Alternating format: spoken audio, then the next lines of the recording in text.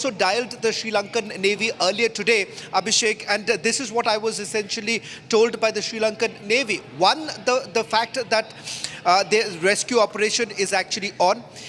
Surprisingly, Sri Lankan Navy was actually telling us that they had absolutely no idea that the Iranian ship was crossing the Sri Lankan coast. Now, that's a claim that has been made by the Sri Lankans at this point in time. The third important point that I picked up from the conversation was the fact that they're essentially indicating that a detailed investigation will be carried out to basically find out what was the cause of this particular ship sinking in. If at all this is a submarine attack, then it is a clear indication that you're looking at the conflict basically widening. Okay, so Shravan, stay with us. Don't go away. In fact, we have Admiral Shekhar Sinha joining us on the same broadcast. Let's try to understand, from a naval point of view, what this really means. Very good afternoon to you, Admiral Sinha. My first question to you is, this is an Iranian Navy ship which has gone down in Sri Lankan waters, too close for our comfort. You think that the war is happening in Gulf and its impact is being felt closer home? Also, few survivors. We don't know as yet whether this has been hit by a torpedo. What's your assessment and understanding? Thank you for getting me on your program. I know it's a very sad thing to lose people. It doesn't matter which country they belong to. But by all means, it appears to be a torpedo hit, whether it has been fired by a submarine or a surface ship, but there's no surface ship was sighted in the area. Now, what happens is, because there is a war type situation, the Americans and British have almost full picture of this entire Indian Ocean. If you recall, I was talking about maritime domain awareness.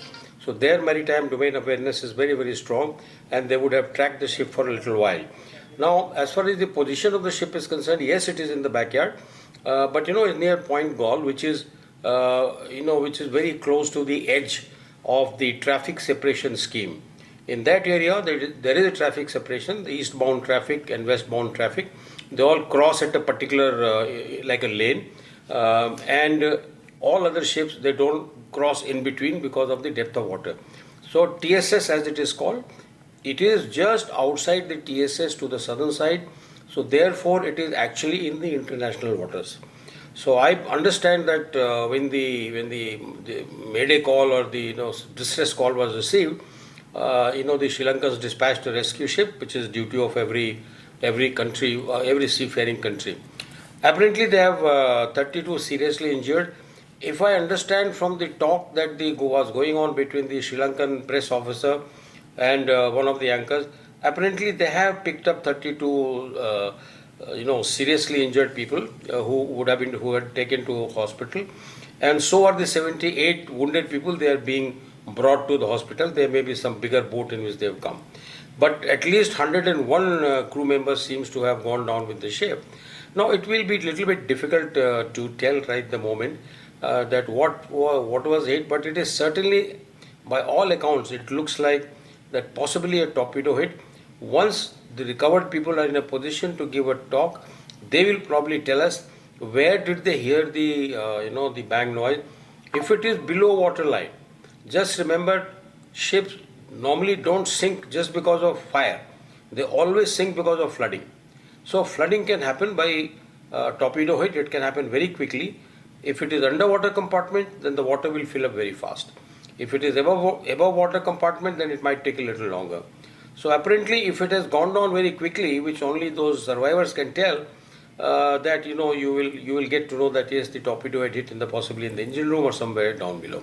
So we will little bit early to say what it is, but my own assessment is that possibly that submarine was being tracked on the maritime domain awareness network, either of the US or of the UK. They both have full access here, and at some point in time they have decided that the ship can be targeted.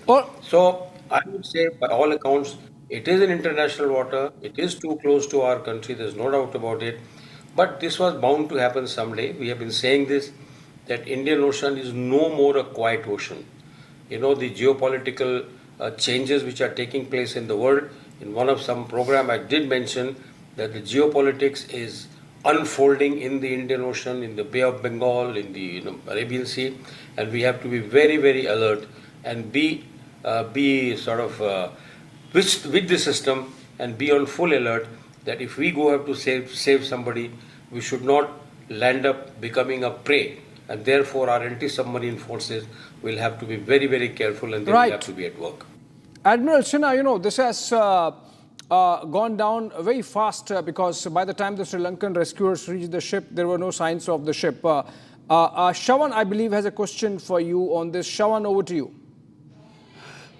Admiral Shekhar Sinha, if at all this is a suspected submarine attack that has been carried out by Israel allies, then it certainly indicates the widening of a military conflict. Could you help us also understand in terms of the assets that the United States of America really has in this particular region? Other than the Indian Navy, which is I would say, the most capable Navy, resident Navy in this part of the world, the other outside Navy, the US Navy is present at all the time. Chinese Navy is present in reasonably good numbers. Normally, close to the Gulf, on an average, about 33, 34 countries' warships are floating. So I would say that there could be more ships. But as far as submarines are concerned, apart from US Navy ships and occasionally the Chinese ships, it's only the Indian Navy ships which come out, Indian Navy submarines. So I would think that the widening, yes, but who is going to take on US Navy out at sea? It is difficult to track. It is difficult for Iran to track all US ships which are not in the Gulf, which are outside, because they don't have those kind of abilities unless China gives them the intelligence that okay, they are here, and then they send their submarine. But submarines take a long time to travel, as you know. They just do very slow speed, and that gives enough warning to the Americans or to the allies or the allies of Israel, that there is some submarine or a ship in the areas. I would say that it is completely one-sided, if I may say so, because there are not many countries who are going to come to help of Iran in this war.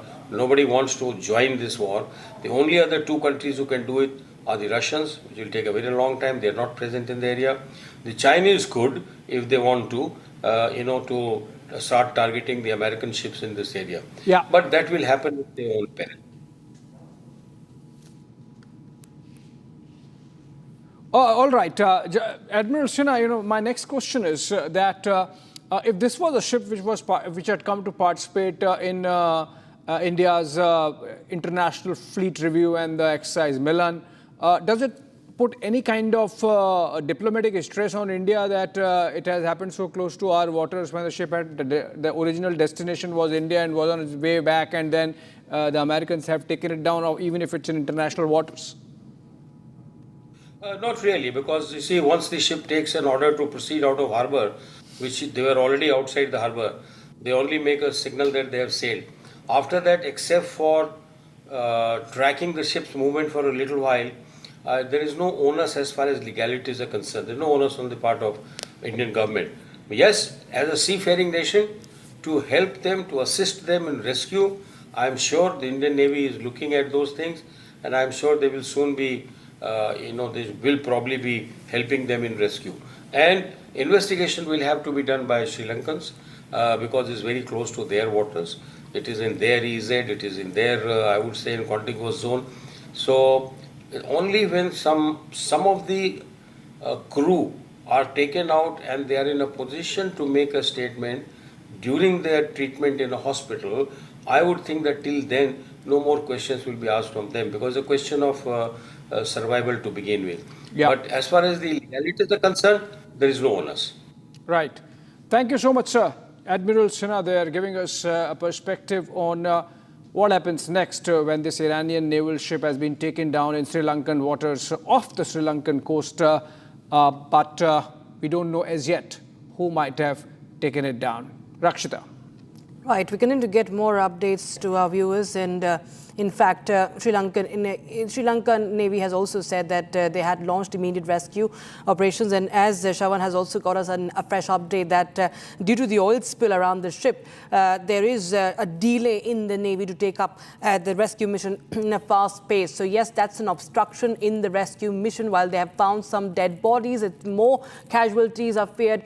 They should be looking for more bodies in this operation, but yes, we understand that there have been an oil spill. Now, in fact, we will be bringing more updates in connection with this widening conflict. Meanwhile, in the latest, Iran says that it has launched another wave of True Promise 4, and it escalates this entire war, turning the Strait of Hormuz, one of the world's most critical oil routes, into a potential war zone. And in fact, the IRGC claims it has now operational control over the strategic waterway and has warned that any vessel attempting to pass through could face missile or drone attacks. For India, the situation is particularly concerning now. Nearly 1/3 of its oil imports pass through the Strait of Hormuz. Republic's exclusive real-time vessel movement data shows that the vital corridor has turned into a no-go zone, with ships either halted or they are being rerouted, or they also face the risk of being targeted. Here's more.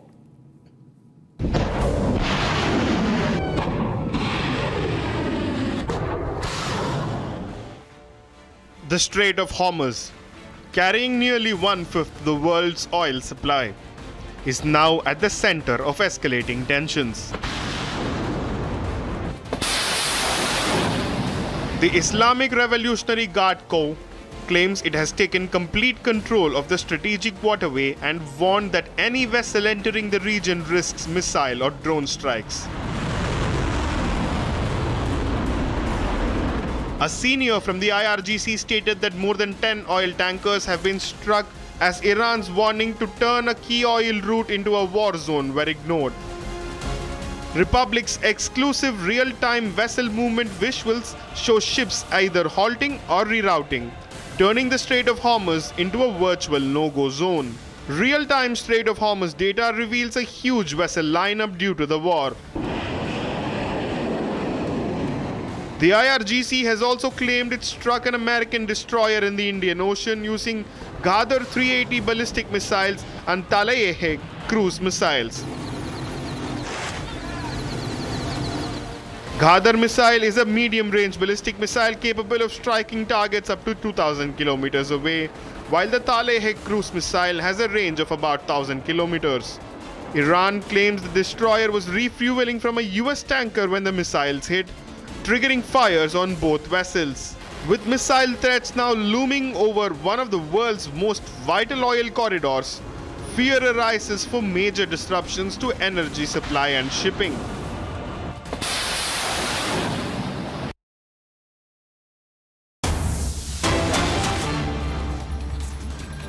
All right, we're just trying to get you more updates on Pictures, the situation. Rakshita, Yes. pictures of Iris Dana. Yes, this is, I think this was part of the exercise that happened. This is the frigate Iris Dana of Iran. It's completely Iran-made, what we know, and it was deemed as one of the top ones that have been made in Iran, which have now been targeted, which has been sunk in a suspected attack. We do not know yet anything. Officially, Sri Lanka issued statements saying that it's still investigating the matter. There are rescue operations. There are some dead bodies that have been found, that have been recovered, and it continues to hunt for more people who have gone missing. And several bodies suspected to be part of suspected to be from the Iranian vessel. We do not know yet the timeline of this visual that we are getting right now.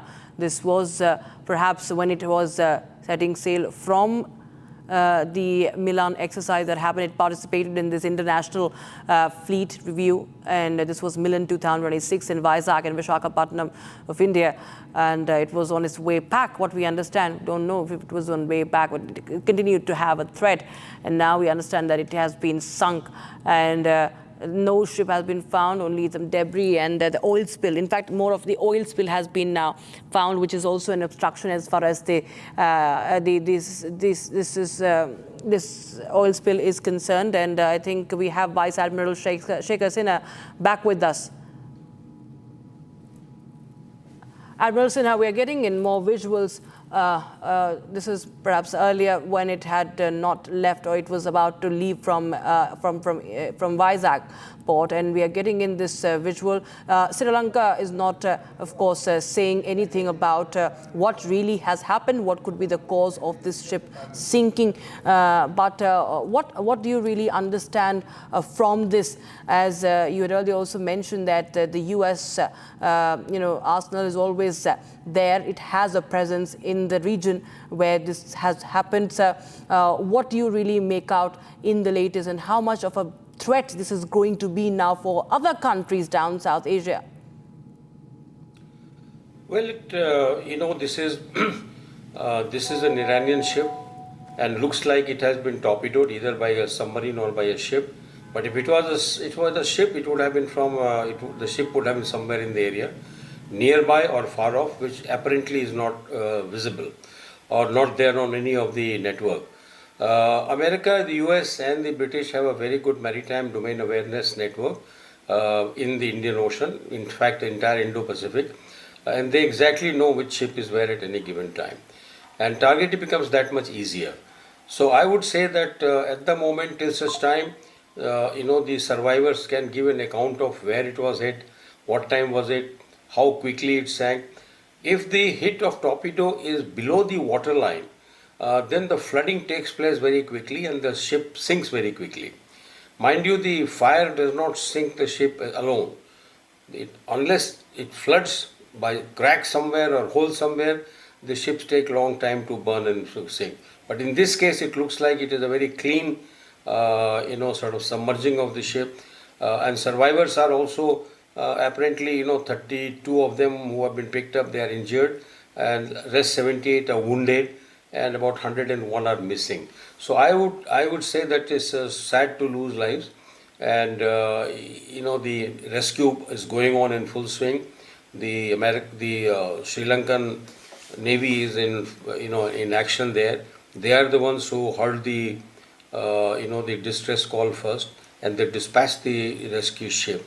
So I would say that yes, it is at our doorsteps, and then every ship which are not very friendly, or if they jump into this battle which is going on, then they should be very careful that they can be targeted by American or the British submarine, which may be lurking around in the area. But it's very difficult to say which submarine is where at all the time. Of Hormuz. Okay, I'll just come back to you with a question about Strait of Hormuz, Admiral.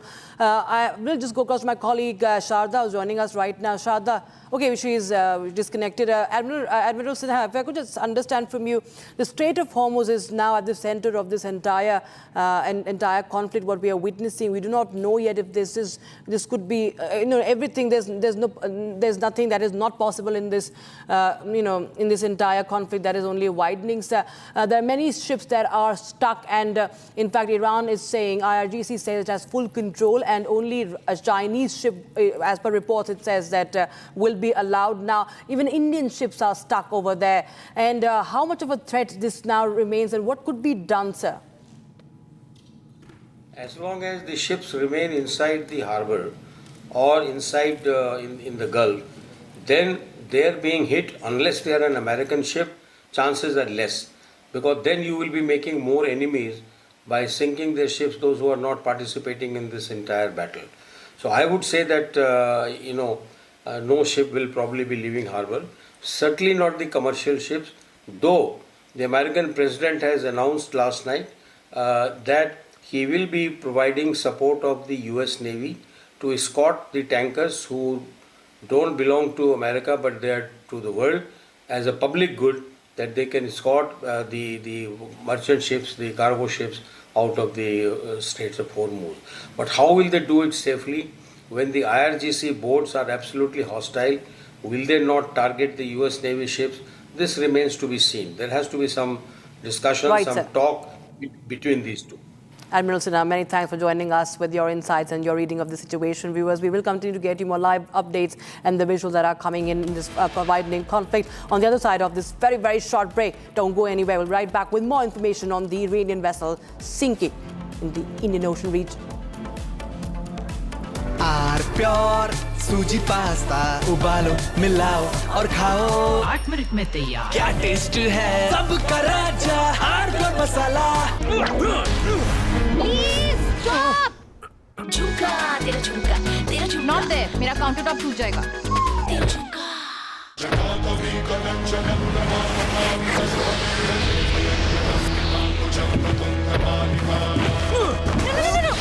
मेरी chimney टूट जाएगी। What are you doing?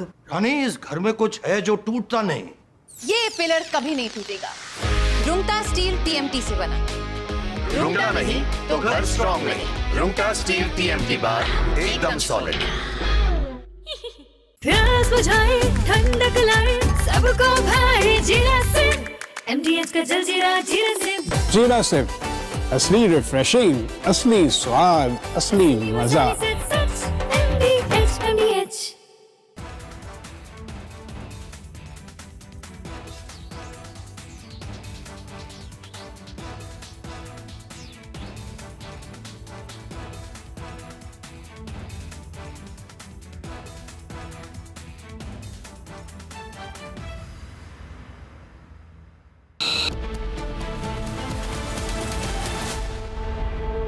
चमकी चाट से क्या बना है? Sandwich लस्सी और छाछ और हर घूंट में चमकी चाट।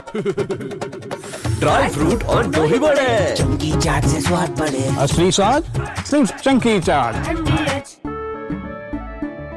केसरिया से मन जोगी हुआ रे, दिल झूमे देखो मतवारा हुआ रे। केसरिया से मन जोगी हुआ। हर पल मनाओ केसरी त्योहार। विमल, बोलो जुबान केसरी। थोड़े में ज्यादा स्वाद यही तो है इसकी खास बात। वाओ मामा, क्या स्वाद है। अरे मेरे राजा का राजा और pure masala.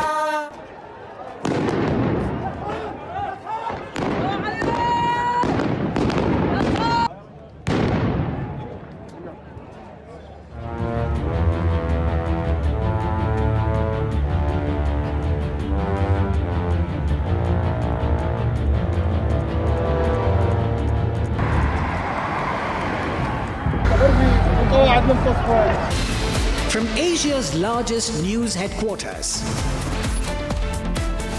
setting the agenda for Bharat.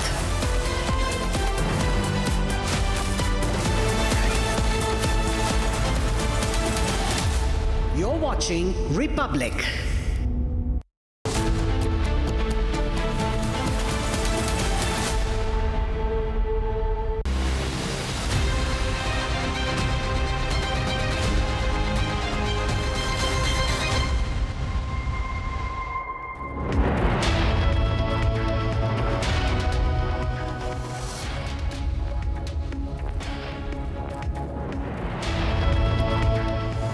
A very warm welcome, viewers. You're watching Republic TV, and I am Rakhta Mishra with you. Very happy to all our viewers. But right now, the situation in West Asia is only escalating, with a war resulting in multiple casualties, unfortunately, and also destruction that is being witnessed right now.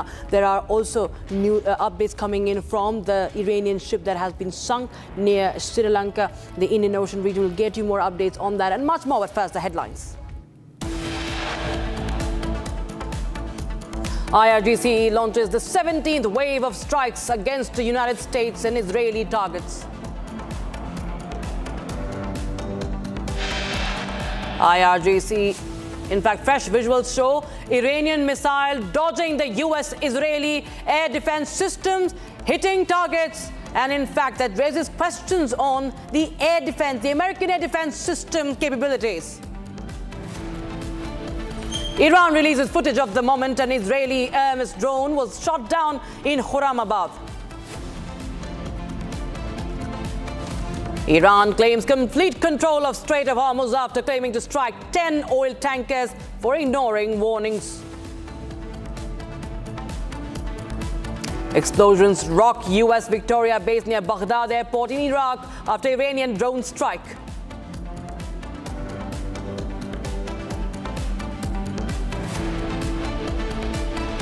Some of the European, like Spain, has been terrible.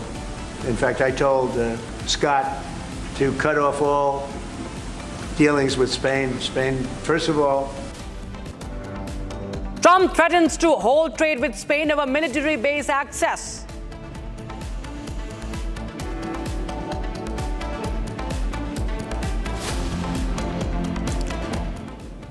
The Iranian government agency says that at least 1,045 people have been killed in the war that's underway. And so far, more than 1,000 have been killed. 1,045 people have been killed so far in this war that continues. And this is as per the Iranian agency that we are getting in. Civilian casualties have been, of course, declared by the by Iranian agencies, but we do not know yet about the IRGC, the forces, the military personnel casualties so far. But this is the official data of Iran that has been released right now. 1,045 people killed in the war that is continuing right now. And these are visuals coming in from Tehran. This is one of the universities that have been destroyed, completely destroyed in the Israeli strikes. Tehran has witnessed a mass bombing, carpet bombing, that is saturation bombing. Tehran has witnessed the headquarters of the regime being dismantled in the Israeli strikes, as at least claimed by the IDF, and it continues to do so. The military facilities also being targeted. The residences of the IRGC commanders have also been completely struck down, have been completely dismantled in the Israeli strikes. And this is a visual from Tehran, and multiple parts of Iran, of course, continue to witness bombing and strikes. And resultantly, 1,045 people at least have been killed so far. This is a figure that has been reported by the Iranian agencies, government agencies. That is what we have as far as our latest update is concerned. We'll continue to get you more and more updates coming in on this escalation of the war, the widening of this conflict affecting the globe. 17th wave of the IRGC has also been launched. And we have, in fact, a guest joining us on the broadcast. We have Vice Admiral Shekhar Sinha, 40 years in the Indian Navy, co-founder Deep Strat, strategic and maritime affairs expert. Sir, as we were constantly in touch, talking to you about the implications far wide, the naval routes, of course, are at the center of it all, given the fact that the epicenter lies in the Gulf area, in the Persian Gulf of this conflict. And there has been, of course, the LNG supplies for India, and even of course, oil supply reported in the financial year 2025 from the Strait of Hormuz have been at least 50% of the imports, and India top importer of crude oils.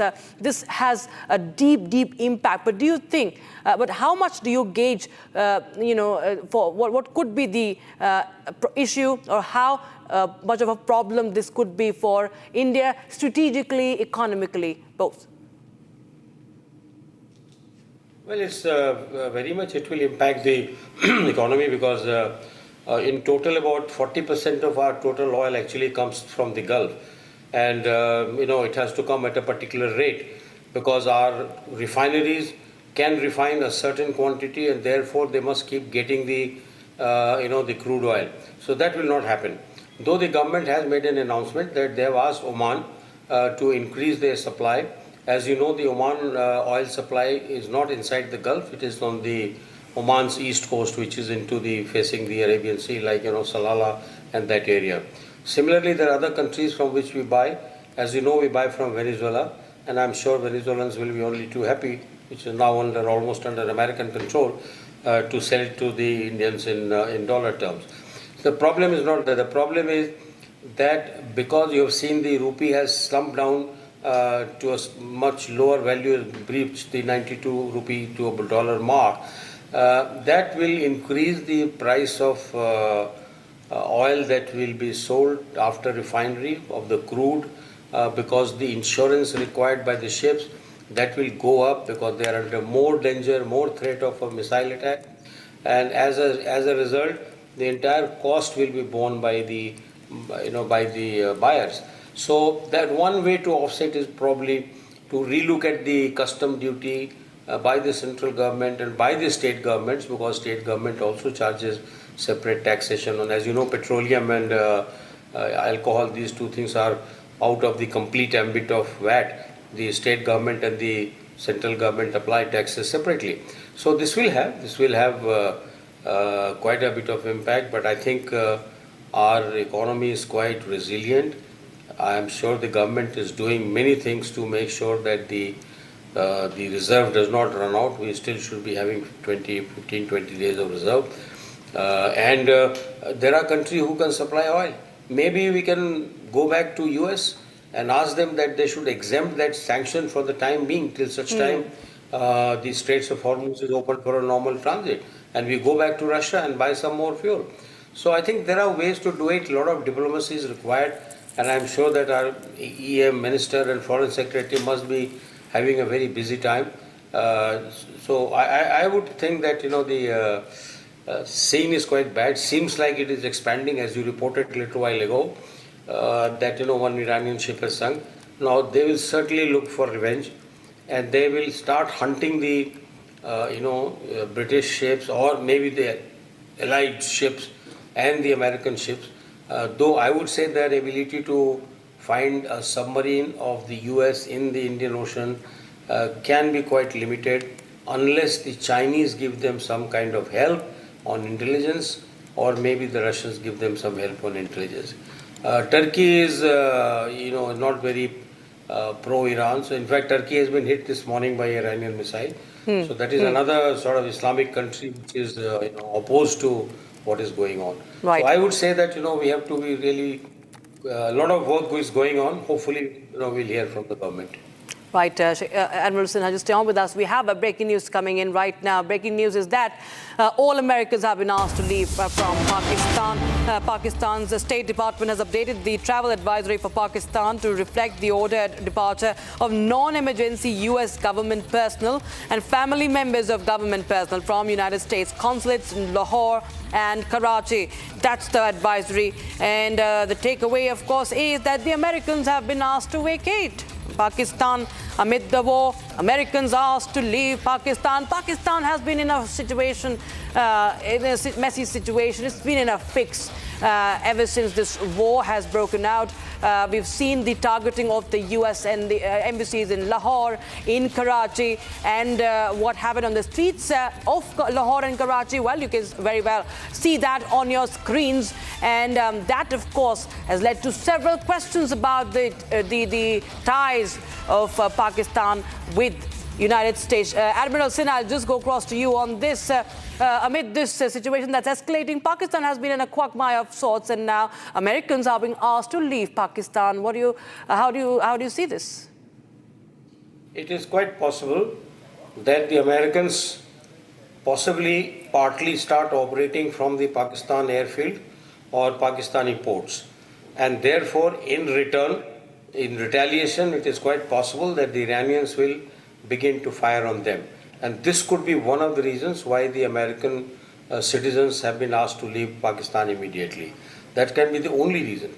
Or unless Iran begins to believe that Pakistan is an ally of America and it has condemned the Iranian attack on Saudi Arabia and the other Gulf countries, on the Arab countries, they can take some preemptive action. But it looks more like that something will happen in Pakistan which has prompted the Americans know about it, which has prompted them to evacuate their own people, ask them to leave, and possibly, very likely, that the American forces, either the aircraft or the drones or the ships and submarines could be using the Pakistani assets, the ports and facilities to start their operation from there.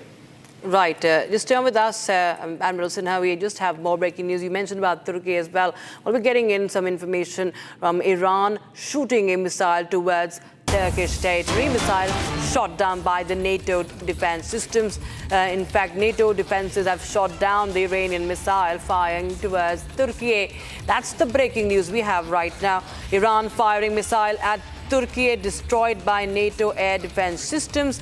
and ballistic missile, in fact, had entered the airspace of Turkey, as it has been admitted by Turkey itself, by Ankara as well. Ballistic missile fired from Iran heading into Turkish airspace was destroyed by NATO air and missile defense systems in the eastern Mediterranean Sea, as per the Turkish Defense Ministry. So, we've seen Recep Tayyip Erdogan, being a key regional player. He has, at the same time, expressed, condolences for the death of Ali Khamenei, Admiral Sinha. But we have seen that the Turkish minister had also said that this is a wrong strategy from Iran as to what it's doing. But now we see that Iran has fired a ballistic missile, and that had entered the Turkish airspace as well. This will invite, the NATO. The fundamental principle of NATO is if one country is attacked, it will be presumed that all countries and NATO members, they have been attacked, and the action will be taken by the NATO. So I would guess that it will now begin to indulge all NATO countries who are not participating till now, but they are observing and supporting. They might just join and start actively participating in this war. So I think that it's going to intensify. There will be more assets in this war zone between IRNS, the Revolutionary Guard, IRGC, and the Iranian Navy and the Iranian forces vis-a-vis. It will become not only US and Israel, it will become Iran versus the NATO. Absolutely. That, of course, again indicates more complicated and a wider conflict that we are looking at right now. Meanwhile, viewers, we continue to get you more updates that are coming in. In fact, we'll just bring you a report of how the tensions in West Asia are at an all-time high, and Chinese media reports show visible signs of disruption inside the UAE that remains on the edge. Blasts heard in recent days, major public spaces appearing unusually subdued in a city like Dubai that are known to be, completely conflict-free. Historically, it's one of the safest locations that has been said before. But now we bring you the visuals from Dubai, an eerily quiet airport that was one of the busiest.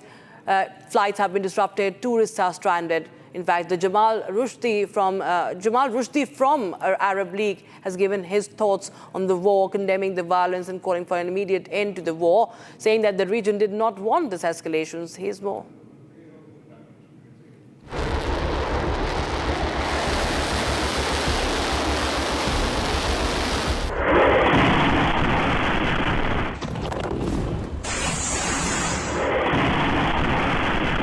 It's almost 6 p.m. here in Tehran. I just came out to buy some medicine for my mother. Then I saw a smoke plume in the west of Tehran, just 2 kilometers away from my house. So I came here, and as you see behind me, it's one of the biggest smoke plumes I've seen. Listen, I don't know what has been exploded, what has been targeted, but it's a big one, and it's been like that in the past 45 minutes. So Tehran has been also attacked by US and Israel today, like the previous days. And of course, there are some reports that the attacks will intensify in the coming hours.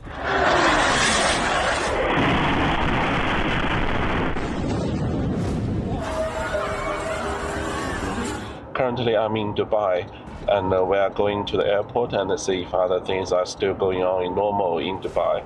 There has been sounds of blast in UAE for past a few days, but there's no sound of blast this morning. Now we are driving on Sheikh Zayed Road heading to the airport. You can see there's much less traffic than normal. Usually it takes about 40 to 45 minutes to travel from Dubai Marina to the airport, but today, as we can see now, it only took about 20 minutes. We are entering departures of Terminal 3 of Dubai International Airport, and there's no display on arrivals information. This is a baggage claim where travelers usually come and pick up their luggages. You can see currently it's empty.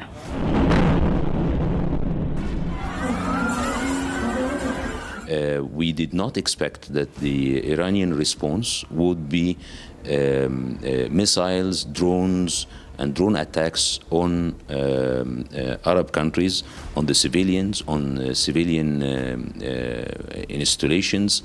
It is completely condemned, and we consider that this escalation would be detrimental for the region, for Iran, and for the world. We call for an end of this war and a return to diplomacy as an only way to resolve all the outstanding issues. And we stress that the Arab League completely supports the Arab countries which were at the receiving end of these attacks. We support those countries and the decisions governments take to secure and safeguard the Arab countries in the Gulf and their peoples.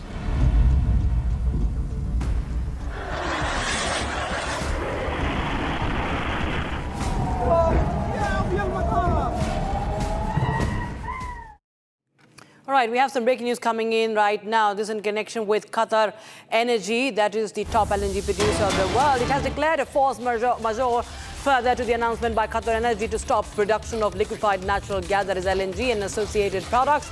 Qatar Energy has declared force majeure to its affected buyers. Qatar Energy values its relationship with all of its stakeholders and will continue to communicate the latest available information. So this is the update we have right now. Force majeure is a contractual provision that frees the parties from liability when extraordinary, unforeseeable events happen beyond the control.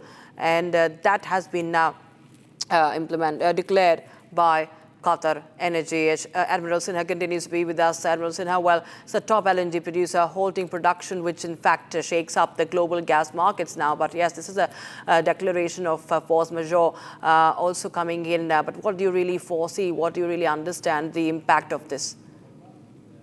Well, it will have a direct impact because, we import very large amounts of, they are the biggest LNG supplier to us at the moment.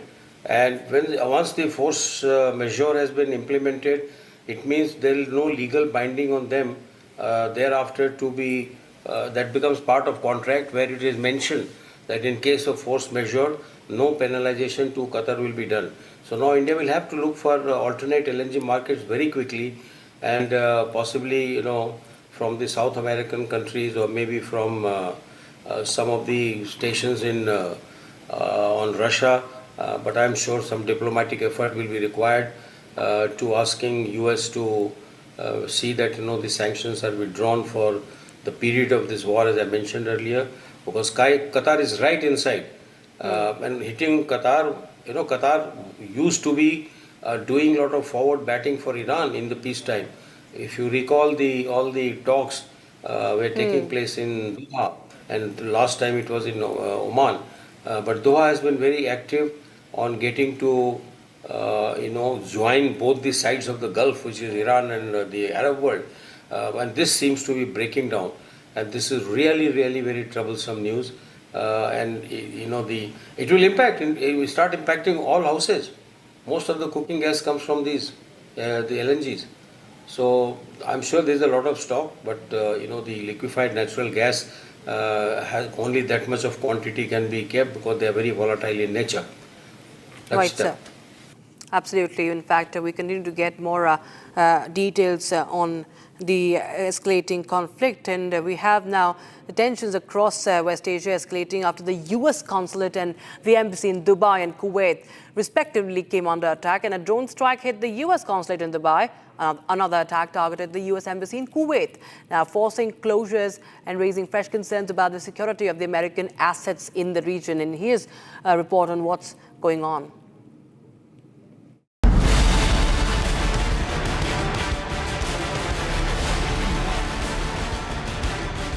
The escalation of hostilities in the Middle East have now directly targeted American embassies and consulates in Kuwait and Dubai. Yesterday, a drone struck the US consulate in Dubai. The drone reportedly hit a parking area near the building, sparking a fire which emergency teams brought under control.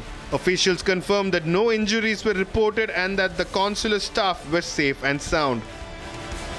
Earlier, a separate drone attack targeted the US Embassy in Kuwait. Smoke was seen rising from inside the compound following the strike. The US authorities suspended routine services and announced the embassy would remain closed. Kuwaiti officials condemned the attack, calling it a violation of diplomatic norms under international law. The drone strikes by Iran mark a new phase in international warfare. It reflects the growing use of unmanned systems in international conflicts. Iran shows no signs of backing down, targeting city after city with drones as well as missiles. With US consulates and embassies now directly targeted, the situation in the Gulf remains volatile, with security measures expected to remain heightened in the coming days.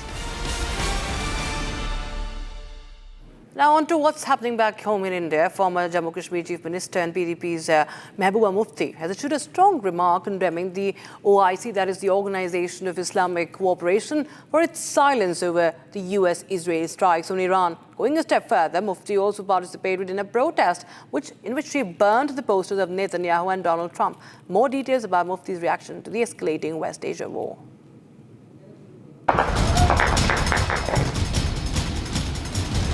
Even as the war in West Asia is escalating with each passing day,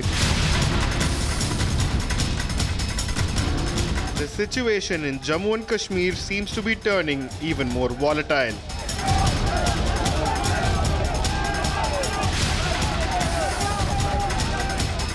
Muslim leaders and Muslim parties have also openly taken a pro-Iran stand, questioning the killing of Khamenei. Leading this charge is former Jammu and Kashmir Chief Minister Mehbooba Mufti, who has made some very strong remarks. Netanyahu.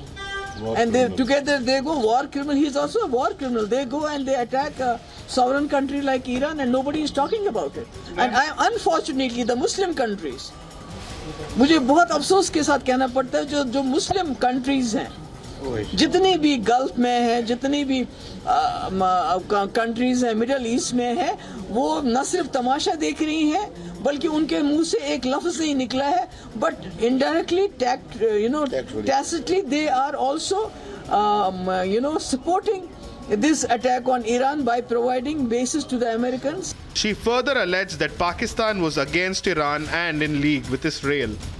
She further criticized the Indian government for choosing to remain silent on the blatant aggression by the US and Israel. Earlier today, violent clashes broke out between cops and protesters in Jammu and Kashmir's Baramulla, which resulted in injuries to the police officials. With tensions rising and provocative comments stoking the flame, the question is, are the opposition leaders simply playing the Khamenei card to shore up their vote banks? And with that, we'll slip into a very, very short break, viewers, but don't go anywhere. In just a few moments from now, we will be right back with the continuous coverage on the war that is escalating and widening.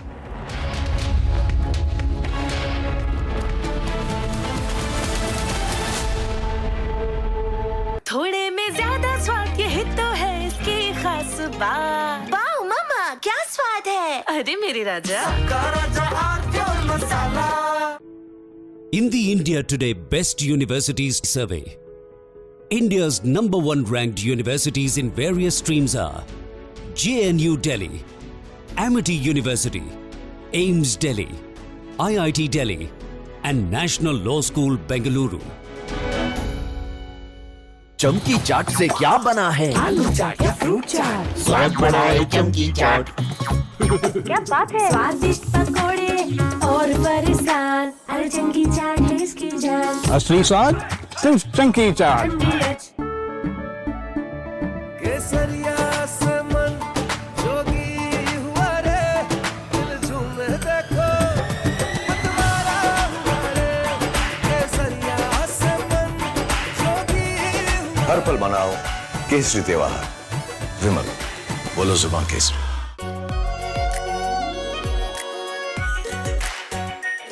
Are pure shahi paneer masala, delicious, healthy every day.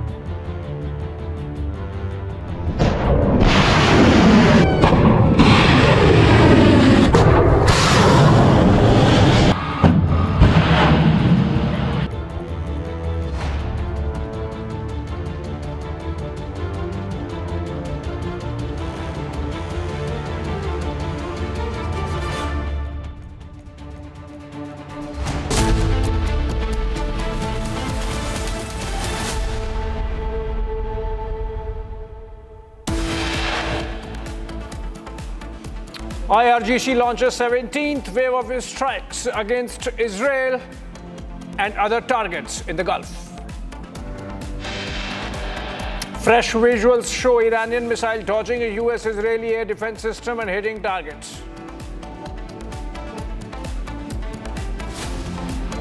Iran releases footage of the moment an Israeli Hermes drone was shot down in Khorramabad.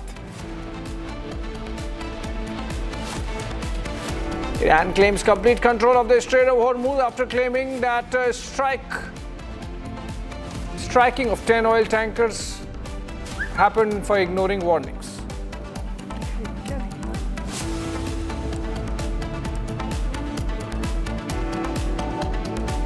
Explosions rocked the US Victoria base near Baghdad, the airport in Iraq, after Iranian drone strike.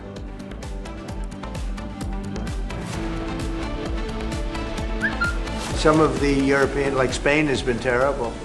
In fact, I told Scott to cut off all dealings with Spain. Spain, first of all. Trump threatens to halt trade with Spain over military base access.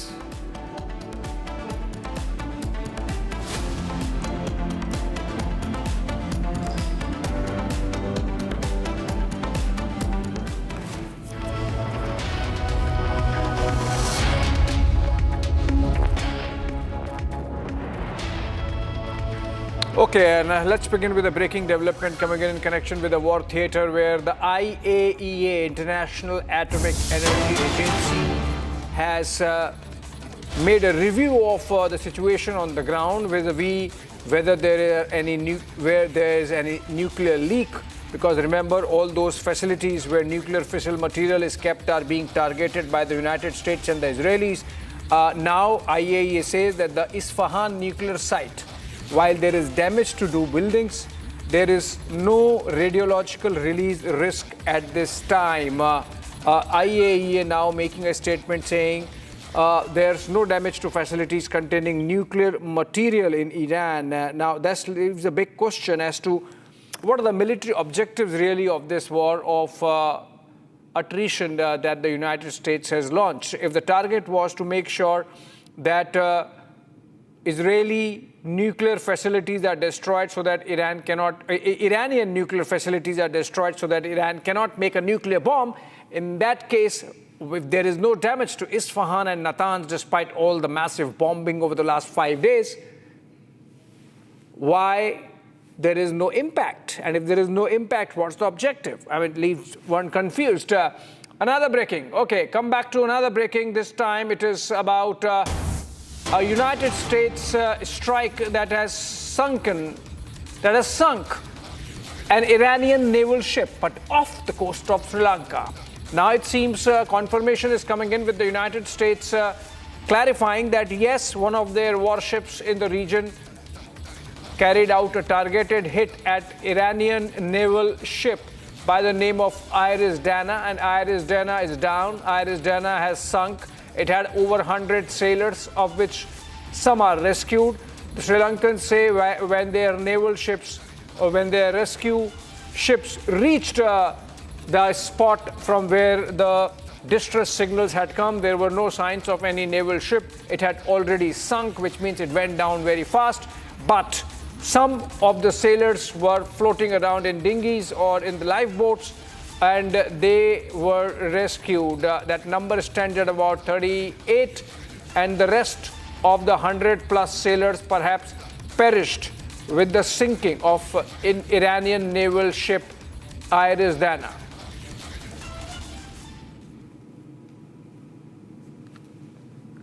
Okay, Admiral Shekhar Sinha continues to be with us on this very important development that has taken place close to Indian waters, in area of Indian influence, right there in the Indian Ocean region. Very good evening to you, Admiral Sinha. And my first question is, with the Americans confirming that, yes, they took the Iranian ship down, you think this is possibly a submarine-launched torpedo? Because in the vicinity, there are no signs of American naval ship presence. Getting me back on your show. Yes, sorry to be interjecting, Admiral Sinha, but I have to interject here because Pete Hegseth, the Secretary of War, is speaking. Okay. Two things. Hegseth, Pentagon. First, we are only 4 days into this. Metrics are shifting, dust is settling, and more forces are arriving. It's very early. And as President Trump has said, we will take all the time we need to make sure that we succeed. Second, we are only 4 days into this, and the results have been incredible. Historic, really. Only the United States of America could lead this, only us. But when you add the Israeli Defense Forces, a devastatingly capable force, the combination is sheer destruction for our radical Islamist Iranian adversaries. They are toast, and they know it. Or at least, soon enough, they will know it. And we have only just begun to hunt, dismantle, demoralize, destroy, and defeat their capabilities, just 4 days in. Starting last night and to be completed in a few days, in under a week, the two most powerful air forces in the world will have complete control of Iranian skies, uncontested airspace. I hope all the folks watching understand what uncontested airspace and complete control means. It means we will fly all day, all night, day and night, finding, fixing, and finishing the missiles and defense industrial base of the Iranian military, finding and fixing their leaders and their military leaders, flying over Tehran, flying over Iran, flying over their capital, flying over the IRGC, Iranian leaders looking up and seeing only U.S. and Israeli air power every minute of every day until we decide it's over. And Iran will be able to do nothing about it. B-2s, B-52s, B-1s, Predator drones, fighters, controlling the skies, picking targets. Death and destruction from the sky, all day long. We're playing for keeps. Our warfighters have maximum authorities granted personally by the President and yours truly. Our rules of engagement are bold, precise, and designed to unleash American power, not shackle it. This was never meant to be a fair fight, and it is not a fair fight. We are punching them while they're down, which is exactly how it should be. Thus far, Operation Epic Fury has delivered twice the air power of shock and awe of Iraq in 2003, minus Paul Bremer and the nation building. The campaign has 7 times the intensity of Israel's previous operations against Iran during the 12-day war. 7 times. And as President Trump said, more and larger waves are coming. We are just getting started. We are accelerating, not decelerating. Iran's capabilities are evaporating by the hour, while American strength grows fiercer, smarter, and utterly dominant. More bombers and more fighters are arriving just today. And now, with complete control of the skies, we will be using 500-pound, 1,000-pound, and 2,000-pound GPS and laser-guided precision gravity bombs, of which we have a nearly unlimited stockpile. We used more exquisite standoff munitions at the start, but no longer need to. Our stockpiles of those, as well as Patriots, remains extremely strong. The enemy can no longer shoot the volume of missiles they once did, not even close. And the chairman will lay out some of those percentages. So our air defenses and that of our allies have plenty of runway. We can sustain this fight easily for as long as we need to. And as I said yesterday, we set the terms. Now, you may not see much of it because the IRGC shut off the internet to the entirety of the country. They blind their people on purpose, just like they kill their own on purpose. Much was made of the volume of missiles Iran was able to shoot in the first few days. And sadly, as we projected, a few got through and killed 6 of our best, who will hopefully arrive home soon. We will avenge them, no doubt. But I liken Iran's predicament to a football team who scripted the first 20 plays of a game. The team knew what plays to run because their first few drives were scripted. But now that the game has started and the blitz is on, they don't know what plays to call, let alone how to get in the huddle and call those plays. Iran's senior leaders are dead. The so-called governing council that might have selected a successor, dead, missing, or cowering in bunkers, too terrified to even occupy the same room. Senior generals, mid-level officers, enlisted ranks, they can't talk or communicate, let alone mount a coordinated and sustained offensive. That's not great for morale.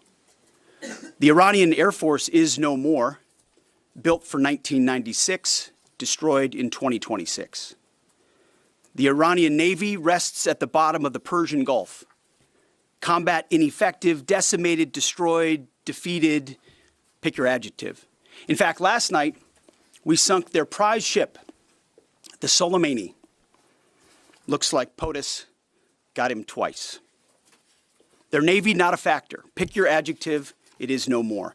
In fact, yesterday, in the Indian Ocean, and we'll play it on the screen there, an American submarine sunk an Iranian warship that thought it was safe in international waters. Instead, it was sunk by a torpedo. Quiet death. The first sinking of an enemy ship by a torpedo since World War II. Like in that war, back when we were still the War Department, we are fighting to win. Also, yesterday, the leader of the unit who attempted to assassinate President Trump has been hunted down and killed. Iran tried to kill President Trump, and President Trump got the last laugh. Now, this is not a mission accomplished situation. This is simply a reality check. The combination of U.S. and Israeli intelligence and combat power will control Iran, and will control it soon. Sure, Iran will still be able to shoot some missiles, and still be able to launch one-way attack drones at civilian targets, and their proxies will attempt to attack our embassies, bases, and soft targets. They are terrorists, after all, and they need to target civilians because they can't fight toe-to-toe. But we will find them, and we will kill them. This is what the fake news misses. We've taken control of Iran's airspace and waterways without boots on the ground. We control their fate. But when a few drones get through or tragic things happen, it's front page news. I get it. The press only wants to make the president look bad, but try for once to report the reality. The terms of this war will be set by us at every step. As I said Monday, the mission is laser focused. Obliterate Iran's missiles and drones and facilities that produce them, annihilate its navy and critical security infrastructure, and sever their pathway to nuclear weapons. Iran will never possess a nuclear bomb, not on our watch, not ever. And this is why President Trump's moral clarity on Iran today is so vital. Unlike the past, where vague red lines and endless negotiations let Iran fund terror and inch ever so slightly toward a bomb, this president sees the threat plainly and acts decisively. No more half measures, especially when Iran is at its weakest. No more letting Tehran play for time while our people pay the price. His leadership ensures that we finish what we start and that we protect our warfighters by crushing the enemy before they can strike again. Our offensive operations, refined through months of relentless preparation, are unstoppable. And our defensive efforts are unprecedented. We have from the start put the protection of our troops ahead of everything else. Before we very publicly built up offensive combat power, we quietly ensured that our defensive posture and power was in place. And as we built up offensive combat power, we moved the vast majority of American troops, over 90% of Americans that were on our bases, what we say off the X, out of the range of Iranian fire. Our defensive shield is equally formidable, the most sophisticated air and missile defense network ever fielded. Thousands of Iranian missiles and drones have been intercepted and vaporized. Tens of thousands of American and allied lives protected. We have pushed every counter-UAS system possible forward, sparing no expense or capability. And like I said, this does not mean we can stop everything, but we ensured that the maximum possible defense and maximum possible force protection was set up before we went on offense. In closing, as President Trump told German Chancellor Merz yesterday, Iran negotiated in bad faith, stalling, scheming, and preparing to strike. And we acted decisively to defend our people, our interests, and our allies. President Trump took bold action, putting America first, the kind of bold action that the American people elected him to execute. To our steadfast partner, Israel, your mission is being executed with unmatched skill and iron determination. Fighting shoulder to shoulder with such a capable ally is a true force multiplier and a breath of fresh air. We salute your courage and your contribution. 4 days in, we have only just begun to fight. America fights to win, and in Operation Epic Fury, we are. May God's providence cover and protect our troops always. And with that, I turn it over to the chairman. Thank you, Mr. Secretary, and good morning, everyone. Thank you for being here. I'm here today to provide the American people and those of you in this room an update on Operation Epic Fury. First, it's with profound sadness and gratitude that I share the names of 4 of our 6 fallen heroes, all from the 103rd Sustainment Command, U.S. Army Reserves out of Des Moines, Iowa. Captain Cody Cork, Sergeant First Class Noah Tegens, Sergeant First Class Nicole Amore, and Sergeant Declan Cody. To the families of our fallen, we grieve with you today, and we look forward to welcoming your family members home at Dover in the coming days. Out of respect for the other families, we'll withhold the release of their names until next of kin notification is complete. And either myself or Admiral Cooper will release those names as soon as we can ensure that all of those families have been properly notified. To our Gold Star families, to our wounded warriors and their loved ones, we will never forget your sacrifice. Our nation stands with you, and we are eternally grateful for your courage, your resiliency, your devotion to this mission and to our nation. As the Secretary said, we're 4 days in, 103 hours into this campaign. The operation was again launched with clear military objectives designed to dismantle Iran's ability to project power outside of its borders, both today and in the future. First, we are targeting and eliminating Iran's ballistic missile systems to prevent them from threatening the U.S. Forces, partners, and interests in the region. Second, we are destroying the Iranian Navy, degrading its capacity, capability, and ability to conduct operations, not just in the Central Command AOR, but as the Secretary showed in the video, around the world. Third, we're ensuring Iran cannot rapidly rebuild or reconstitute its combat capability or combat power, and those phases will begin as the campaign continues. As of this morning, U.S. Central Command is making steady progress. Iran's theater ballistic missile shots fired are down 86% from the first day of fighting, with a 23% decrease just in the last 24 hours. And their one-way attack drone shots are down 73% from the opening days. This progress has allowed CENTCOM to establish localized air superiority across the southern flank of the Iranian coast and penetrate their defenses with overwhelming precision and firepower. We will now begin to expand inland, striking progressively deeper into Iranian territory and creating additional freedom of maneuver for U.S. forces. Let me explain a little bit about how we're thinking about staying ahead of the enemy. First, over the past several weeks, Admiral Cooper and the CENTCOM team have refined their operational approach to the region. Their planners identified key centers of gravity that would allow Iran to project power outside of its borders.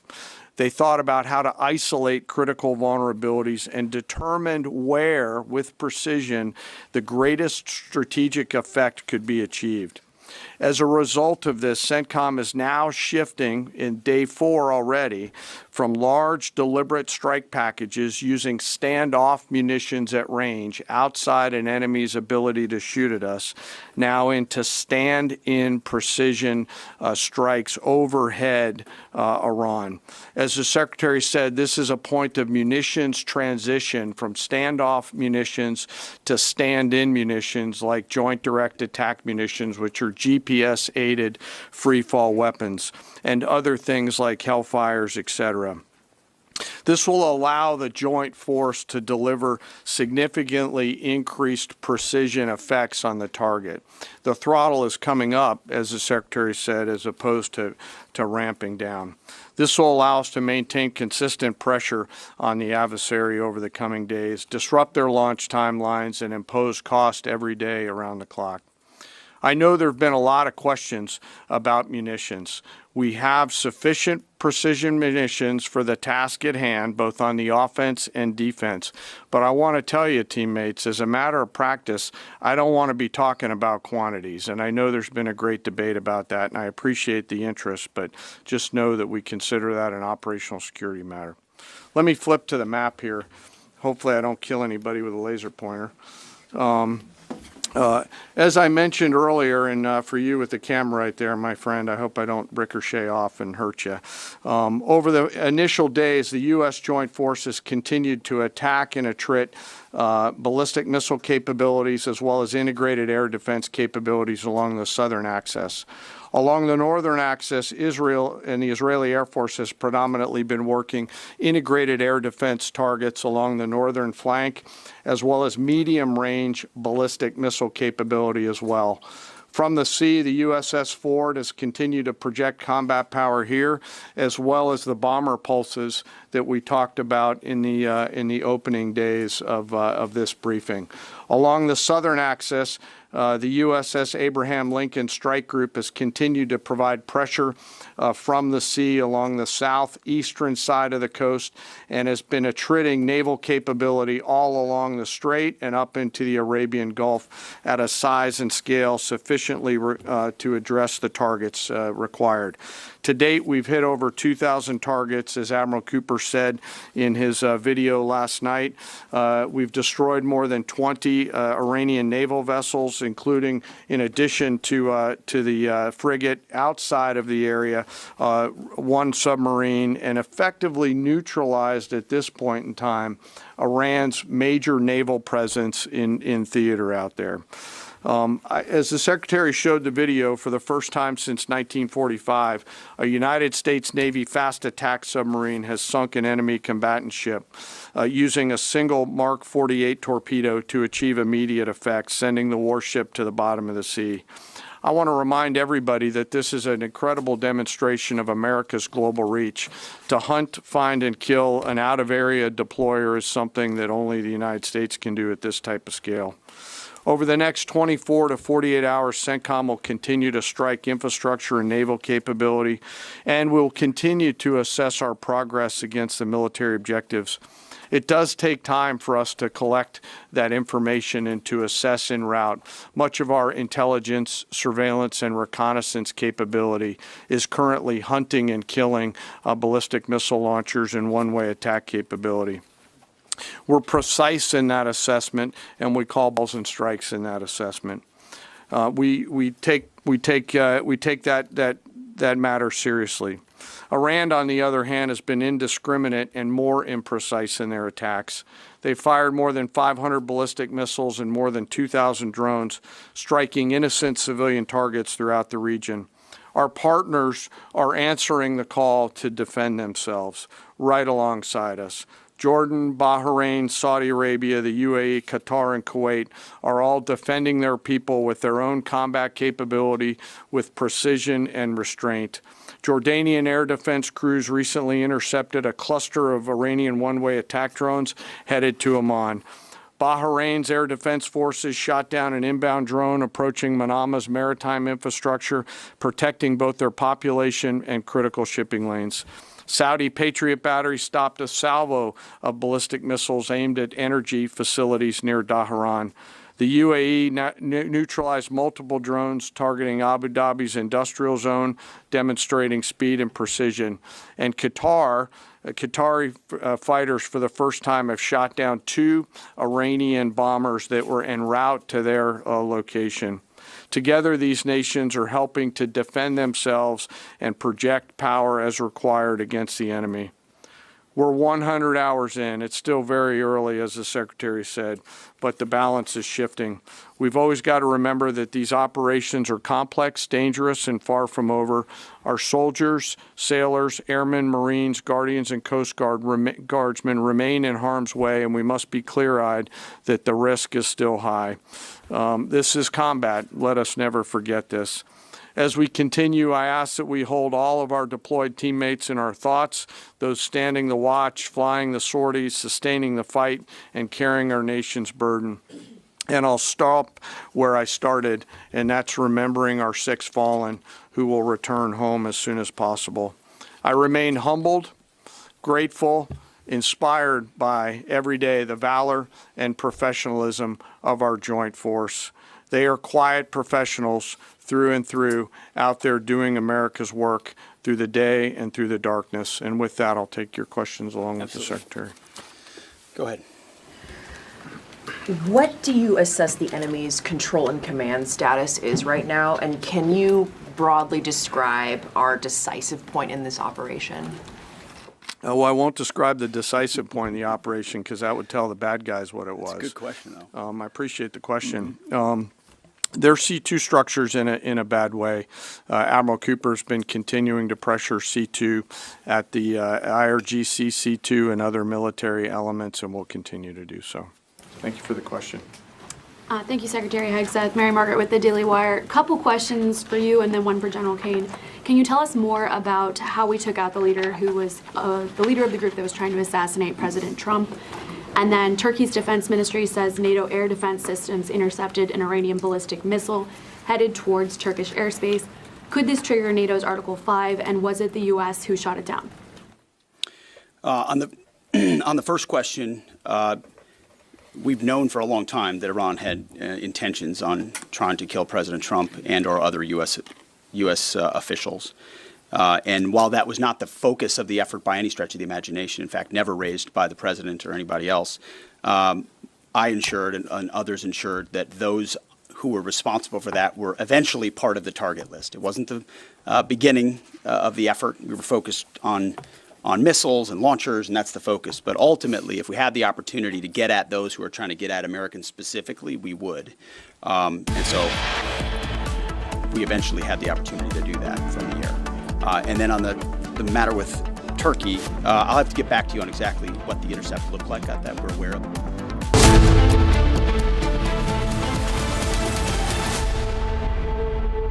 Pure सूजी pasta उबालो मिलाओ और खाओ 8 minute में तैयार क्या taste है सबका राजा हार्डकोर मसाला यानी इस घर में कुछ है जो टूटता नहीं ये पिलर कभी नहीं टूटेगा रुंगटा स्टील टीएमटी से बना रुंगटा नहीं तो घर स्ट्रॉन्ग नहीं रुंगटा स्टील टीएमटी बार एकदम solid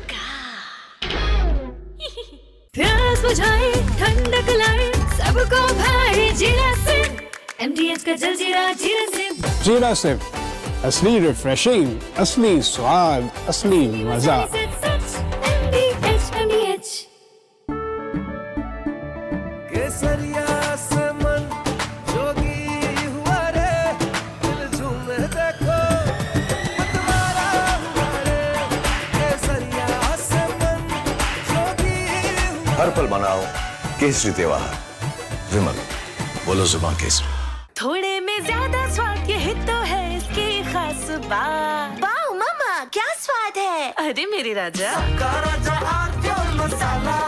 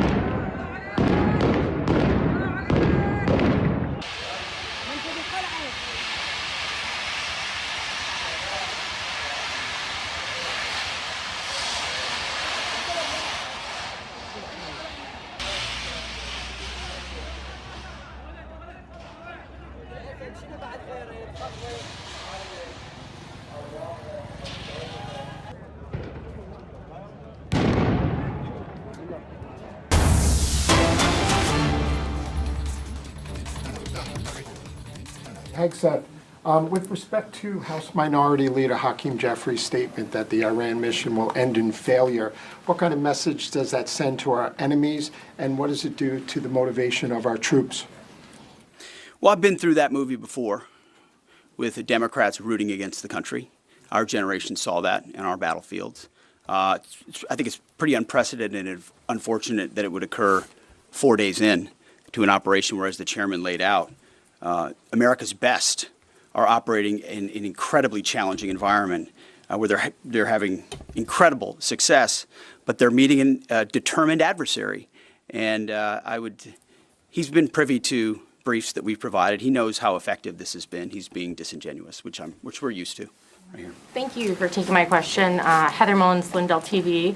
One of the questions I have is just really regarding the intelligence that indicated that this was something the U.S. had to get involved with at the time that you guys did. We had Operation Midnight Hammer back in June. We obliterated their nuclear facilities. What was the intelligence that suggested that somehow they became a threat once again that required us to get involved with Operation Epic Fury? I appreciate the question. The evidence in front of us since the 12-day war was that Iran had no intention of actually negotiating a nuclear deal that truly meant they did not have a pathway to the nuclear bomb. And they had a moment. Jared Kushner and Steve Witkoff, two of the best negotiators in the world, poured into that negotiation, giving them every single possible opportunity to release that ambition, and they didn't. And the intelligence that we saw they didn't intend to do it in good faith, that they had the intentions eventually to get to a place where they could have a conventional shield to block their nuclear capabilities, as I talked about yesterday. So I would separate the what from the when a little bit. The what is they've been killing Americans for 47 years. They have thousands of missiles pointed at us. They have ongoing nuclear ambitions, and they're at the weakest they've ever been. So the when became in a particular, hey, what makes the most sense to do this to ensure that the narrow objectives we have of ensuring they never have a nuclear weapon have a maximum effect? Yes, right here. Thank you, Secretary Hegseth. I had two questions. First, what is your message to Iran's allies, namely Russia and China, who have called for an immediate end to hostilities? I don't have a message for them, and they're not really a factor here. And our issue is not with them, it's with the nuclear ambitions of Iran. Absolutely. And are any so-called fully autonomous weapons or other AI tools being used in Operation Epic Fury?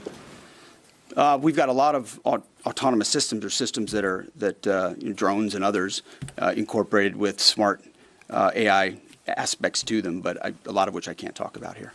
Yeah. Yellow, right there. Yes, ma'am. Thank you very much, Mr. Secretary. As you know, China is accusing the United States of invading in Iran, a sovereign nation, and North Korea, which cooperate with Iran on nuclear development, has declared its commitment to protecting Iran. What is the United States' strategic response to this? And I have a second one. How many allies join with the United States to fighting against Iran? Do you have any numbers? Well, I think what you're seeing right now is a response in the region to the belligerence of Iran and the willingness of them to target civilian airports, civilian hotels, civilian locations, civilian oil infrastructure of their Gulf neighbors who would have preferred not to be in conflict, didn't want to, but now realize that this is something that has to be dealt with. So whether it's UAE or Qatar or Bahrain or Kuwait or Saudi, on different levels, they're reaching out to us, whether they're going on offense, which they are, whether they're giving us additional access, basing, and overflight. We're working very closely and collaborating with them. Also on air defenses. The air defense capabilities of those countries are significant, and when combined with ours, and we coordinate, it brings simplicity to the shot doctrine, so we make sure we're using less munitions but being more effective with what we shoot at. And as it pertains to other countries, I'll sort of give the same question. They don't really bear on the case of Iran. We're going to deal with Iran's nuclear ambitions, and that'll send plenty of signals in the process. Right there. Purple. Are you going to help get Americans out of the region? Is the Thank you so military much, going to Mr. help? Secretary. I have two questions. One question for you and the other question for Mr. Chairman. You ruled out that you are not engaging with the Kurdish forces, Iranian Kurdish forces, to incursion from the Kurdistan region to Iran. But now, and today, Iranian said that under threatening the Kurdistan region, they said clearly if there is any incursion from the Kurdistan region, they will attack all the Kurdistan region and go war with the Kurdistan region. What's your comment on that? And a question for Mr. Chairman, given comments that the U.S. forces might be deployed if necessary, under what specific conditions would you determine that deploying U.S. boots on the ground is necessary, and how would such a decision support and advance your stated strategic goals? All right, that daily presser by Pete Hegseth, the Secretary of War, Shawan from Washington, D.C. from the Pentagon. My two takeaways. One, of course, that no evidence yet. He's just saying that the Americans are going after Iranian nukes.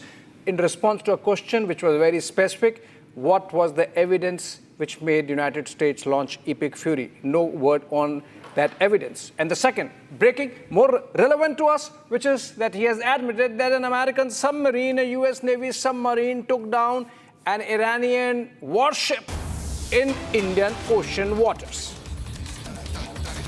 Right, Pete Hegseth confirming U.S. attacking the Iran warship, that it was a submarine attack. American submarine attacked the Iranian ship, and that's the confirmation coming in from the U.S. War Secretary himself. Well, in fact, let me just quickly take you through some of the details emerging on your screens. In fact, this image that you have of the frigate Iris Dana, in fact, had reached Visakhapatnam port on 16th of February and had sailed out after the Milan exercise that was carried out, docked along with the warships from Australia, Japan, South Korea, and in fact even the United States of America. Now, this is what we know so far in terms of the sequence of events. It was around 5 o'clock in the morning is when Iris Dina had basically issued a distress call from approximately, that was 40 nautical miles off the Sri Lankan coast. In fact, 180 crew members were part of this particular frigate.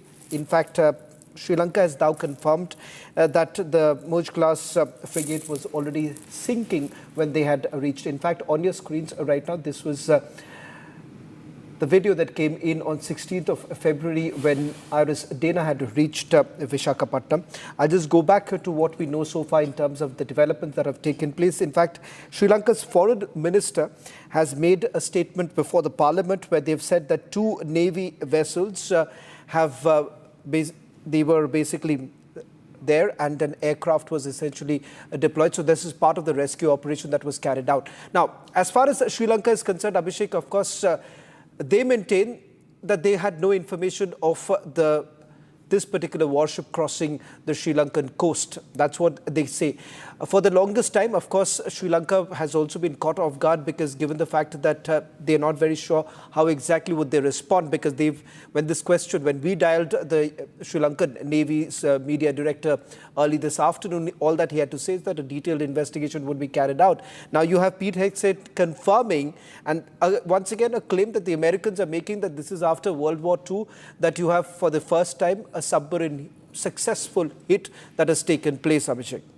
Well, yes, I mean, it's natural that Sri Lankans would not know. They do not have the wherewithal to know whether something like this can happen. But interesting that the minutiae with which the Americans are really tracking the whole region to make sure that any Iranian warship is not left. Remember, they have downed about 20 of Iranian naval warships, is the claim that was made by the general at Pentagon just a while back. And this seems to be another one, which means that for whatever it was, the Iranian Navy stands completely dismantled and decimated is what I would say.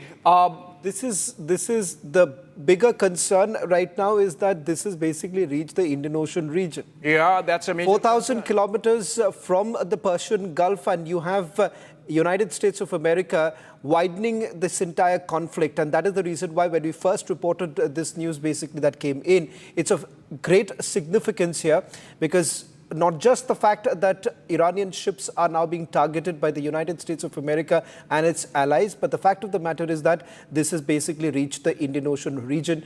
And the very fact that the message perhaps that the United States of America wants to send across, that none of Iranian assets are essentially safe right now. Let me also quickly go across to my colleague Sharda, who's also been in touch with local assets in Sri Lanka to get a sense of what's really happening on the ground. Sharda, any further details that you're picking up? Because I believe that they have been able to rescue a few of the sailors. They've been taken to a nearby hospital where they're being given further treatment. Any further details that you're picking up from the authorities in Sri Lanka? Well, the Sri Lankan Navy commandment giving us an official quote said that only after reaching the Navy ship that was broken down is when they realized it was Iranian citizens in it, and there were no Sri Lankan citizens. But being in the international borders, it did not come under the Sri Lanka's boundaries, but being the only country that was near to them, they saved and they tried to rescue whoever was left. And till now, 101 is still missing. The Navy reported that 101 people from the ship are still missing, and 78 are now found to be Iranian citizens, and 32 were gravely injured when they found them in the ship that was completely destroyed, and have taken them to the hospital at the south of the Sri Lankan island, and the treatment is underway. They also said that the investigation is underway. What the Sri Lankan Navy told us was only after an inquiry and a complete investigation where they confirmed that the US submarine hit the Iranian ship, and that they would not give an official word on the submarine or the attack that was taken place near their borders until then. And now, apart from the 32 citizens, the rest are being rescued, and there's a delay in the rescue process by the Sri Lankan Navy because there's oil spill after the ship was completely destroyed. So the Navy is taking its time to make sure that nobody is left behind, because the debris is also there, and the people who had inside the water are still not able to get to the top, and people are going from the Navy are going underwater in search of these people as well, is what the Sri Lankan Navy officially told us. It's expected the rescue operations will be completed only tomorrow as per the Navy, because apart from the weather and the climate, with the time being almost night time, they're not able to find out if people are still left on that ship or not, Shivan.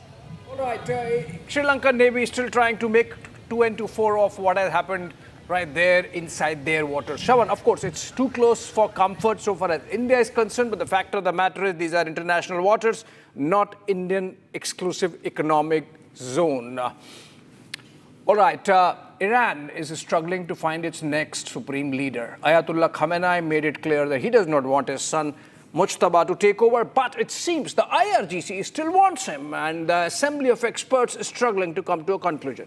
Take a look. Mujtaba Khamenei, son of Ayatollah Ali Khamenei, has declared himself as Iran's new supreme leader following the death of his father. This comes as the US and Israel strikes against Iran have turned West Asia into a war zone. Iran's counterattacks have intensified in the region, with several US military bases targeted. Iran has closed the Strait of Hormuz and halted the transit of ships in the region. France, UK and Greece have joined the war by sending choppers, drones and anti-missile systems. The death of Ayatollah Khamenei has thrown a leadership vacuum. Filling the vacuum, Mujtaba has now declared himself as the new supreme leader. Despite his lack of political experience, he wields strong influence over the IRGC. Mujtaba was first believed to have been killed among the top 40 Iranian leaders during the Saturday strike, but he survived and is now ready to lead Iran. He now takes charge of a country that has strongly vowed to avenge his father.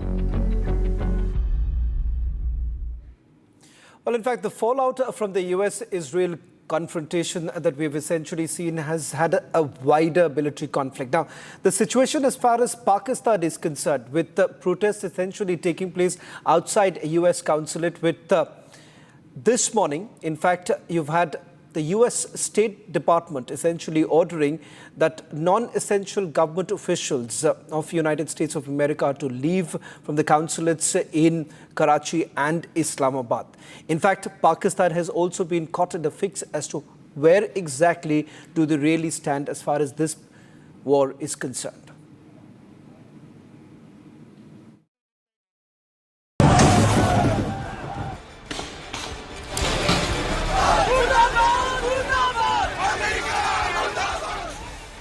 Tremors of West Asia war being felt beyond the region. The US State Department has now updated its advisory for Pakistan, citing increased security concerns. Non-emergency personnel and family members have now been ordered to depart from the US consulates in Karachi and Lahore. The move follows protests which turned violent outside the US consulate in Karachi. Visuals show large number of people had gathered outside the consulate to protest against the US actions of killing Ayatollah Ali Khamenei. The protesters even breached the outer perimeter of the compound. In response, the US Marines assigned to protect the facility opened fire on these protesters. Casualty figures remain contested. However, reports suggest at least 8 to 11 people have been killed. Officials say local law enforcement and other security personnel had to intervene to disperse the crowd.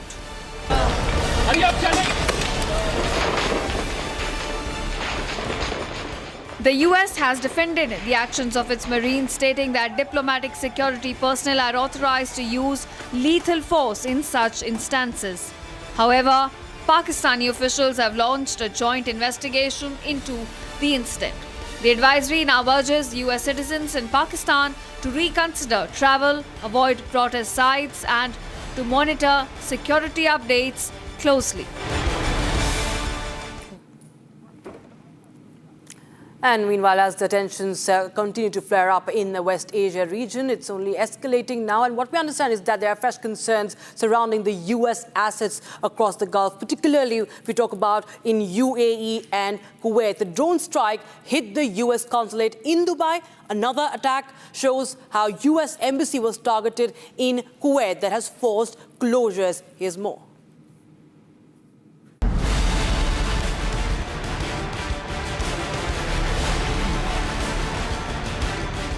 The escalation of hostilities in the Middle East have now directly targeted American embassies and consulates in Kuwait and Dubai. Yesterday, a drone struck the US consulate in Dubai. The drone reportedly hit a parking area near the building, sparking a fire which emergency teams brought under control. Officials confirmed that no injuries were reported and that the consular staff were safe and sound. Earlier, a separate drone attack targeted the US embassy in Kuwait.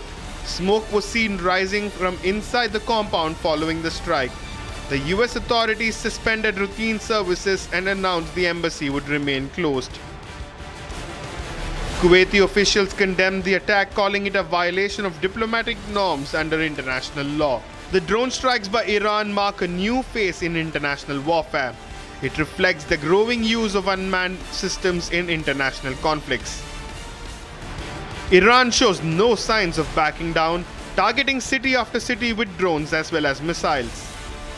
With US consulates and embassies now directly targeted, the situation in the Gulf remains volatile, with security measures expected to remain heightened in the coming days.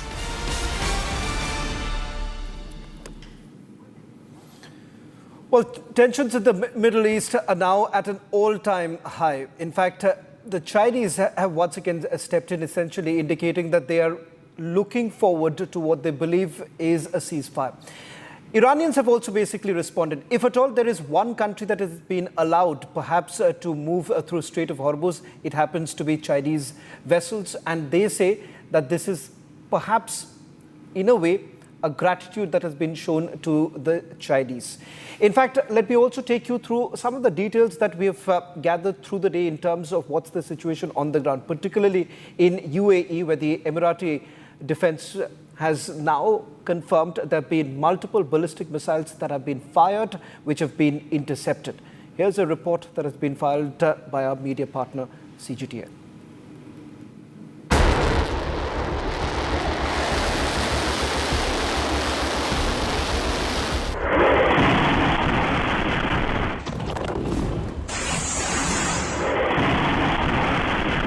It's almost 6 p.m. here in Tehran.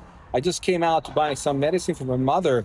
Then I saw a smoke plume in west of Tehran, just 2 kilometers away from my house. So I came here, and as you see behind me, it's one of the biggest smoke plumes I've seen.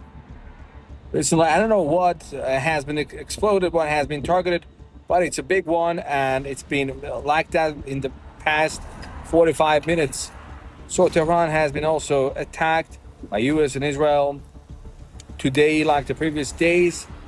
And of course, there are some reports that the attacks will intensify in the coming hours.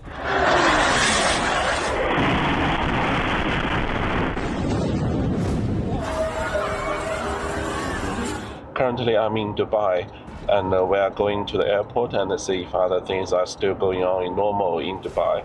There has been sounds of blast in UAE for past a few days, but there's no sound of blast this morning. Now we are driving on Sheikh Zayed Road heading to the airport. You can see there's much less traffic than normal. Usually it takes about 40 to 45 minutes to travel from Dubai Marina to the airport, but today, as we can see now, it only took about 20 minutes. We are entering departures of Terminal 3 of Dubai International Airport, and there's no display on arrivals information.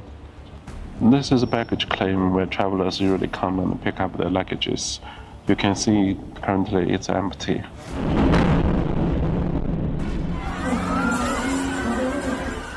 We did not expect that the Iranian response would be missiles, drones, and drone attacks on Arab countries, on the civilians, on civilian installations.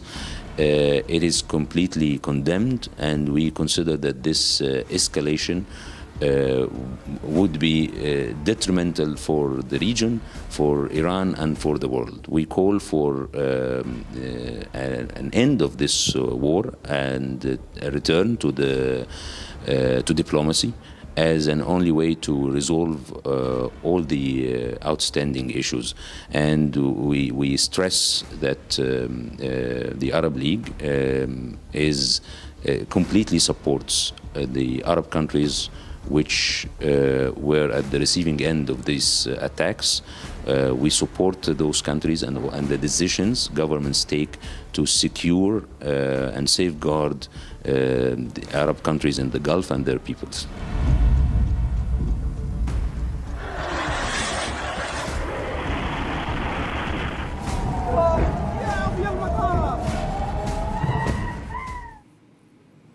Shawan and Rakshita, in many ways, this is turning out to be an FPV war, as it is called, first-person view war, which is that you get the visuals of actual strikes happening, but not from military persons, but from those people who are there on the ground, taking those pictures, capturing them on their cameras and putting it out on phone, WhatsApp, etc. But in this case, for example, look at this Iranian missile.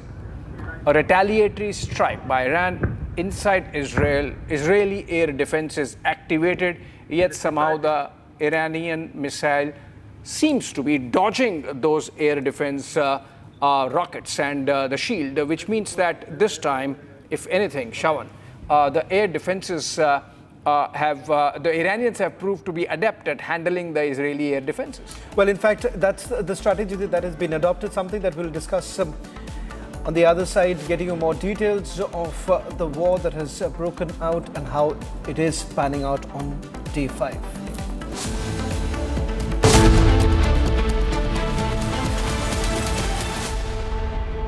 चमकी चाट से क्या बना है? Sandwich लस्सी और छाछ और हर घूंट में चमकी चाट ड्राई फ्रूट और दही बड़े चमकी चाट से स्वाद बढ़े असली स्वाद सिर्फ चमकी चाट In the India Today Best Universities Survey, India's #1 ranked universities in various streams are JNU Delhi, Amity University, AIMS Delhi, IIT Delhi, and National Law School, Bengaluru.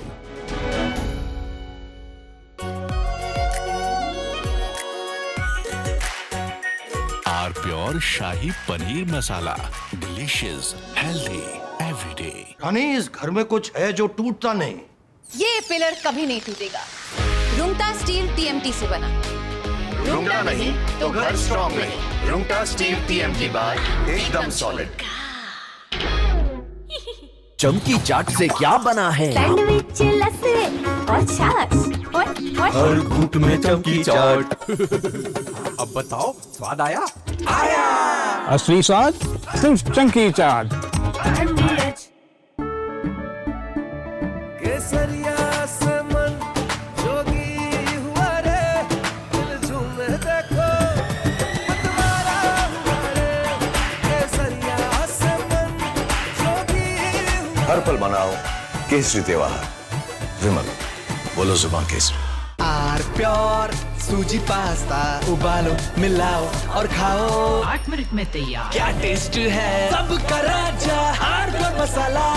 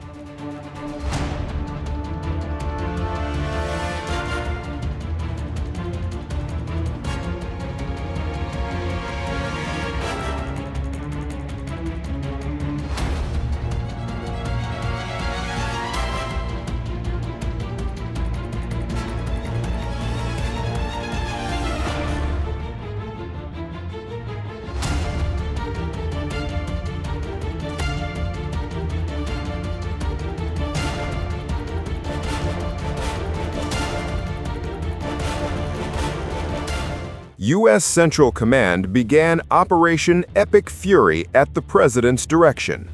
The goal was to dismantle Iran's security structure and remove imminent threats.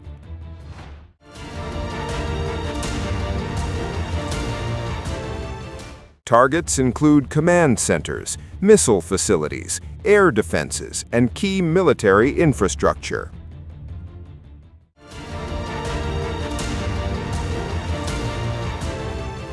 From stealth bombers to missile defense systems, the U.S. deployed air, naval, and surveillance power across the region.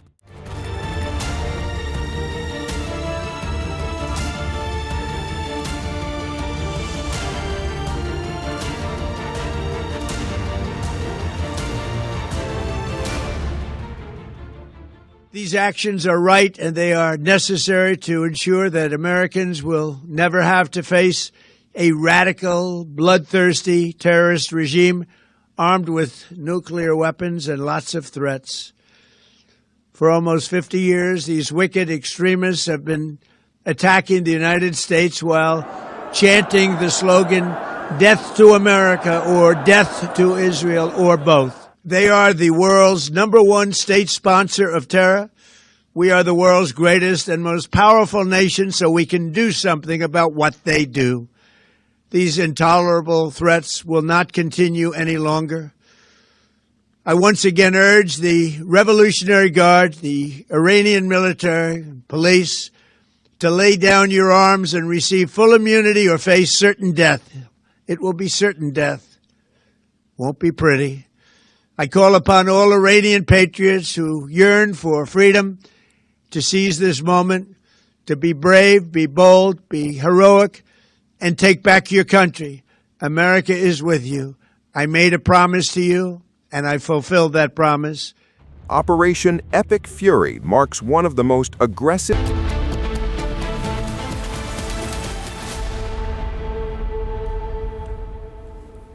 Welcome back, viewers, and we are getting you some breaking news coming in as far as the Indian flight carriers are concerned. There have been multiple cancellations and diversions. Indian flights, 1,489 Indian flights cancelled. 2,54,666 Indian passengers have been affected due to the war in West Asia. That is, of course, having its wider impact. Over 1,000 Indian flights have been cancelled. And not just that, Shravan, at least 3 Air India Express and 1 Akasa aircraft has been stranded in foreign territory.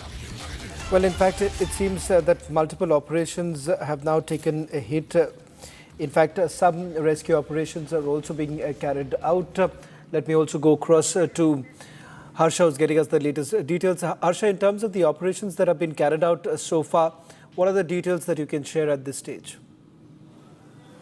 Yes, here now we have got the entire detail of the flights which were cancelled because of the ongoing geopolitical developments.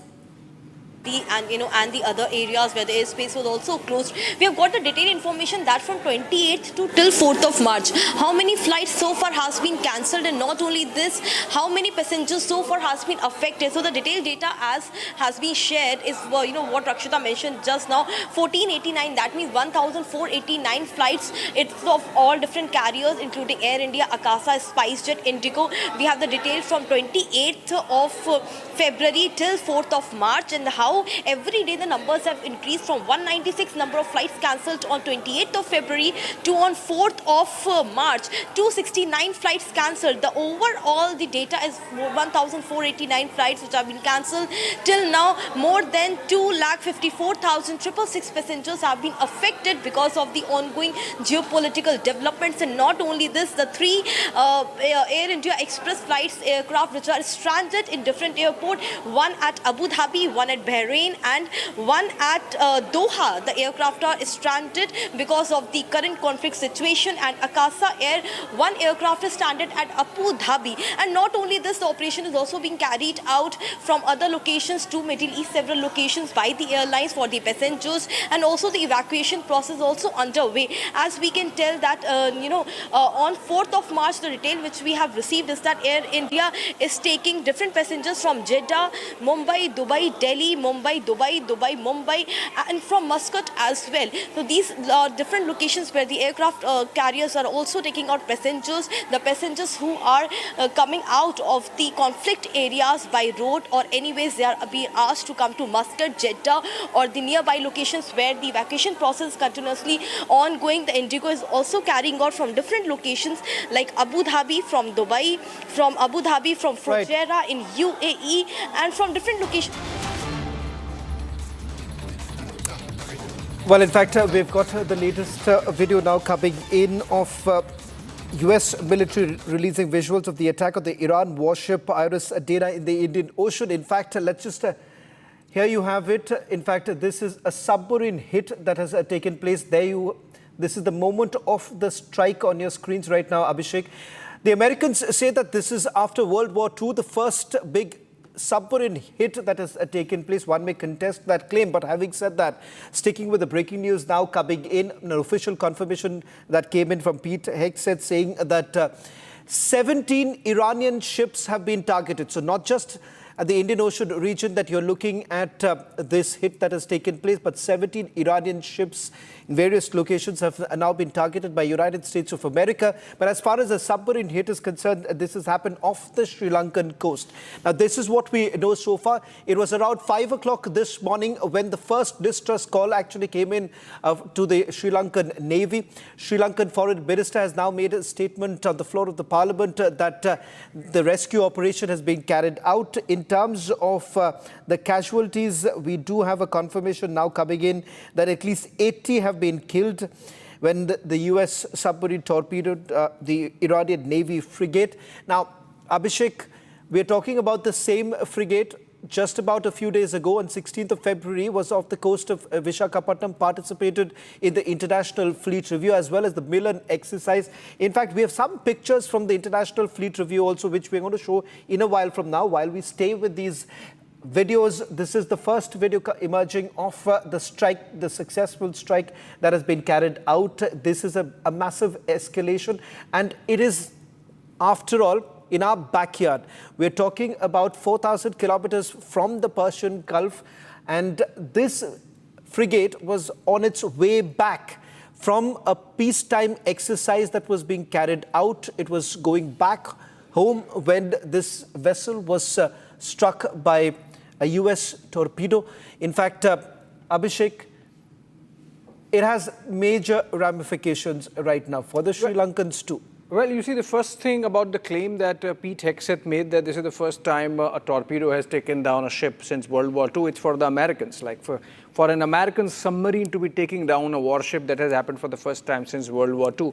And that really shows the scale of mobilization of the United States this time. Because remember, between World War II and today, the Americans would have had maybe 70, 80 wars, small and big taken together. The big ones, of course, the Gulf War I, Gulf War II, and small theaters here and there, essentially in the Middle East and North Africa region, MENA as it is called for them. But even the Vietnam War, I mean, whatnot. But for them to claim that for the first time since World War II, a submarine has taken down a warship really shows the scale of mobilization, if anything, Shawan. Also, if you look at these pictures, I see that the submarine is pretty close. At the periscope from which this has been taken, this is submarine's periscope capturing this, which means the submarine or a warship, an accompanying warship really is pretty close.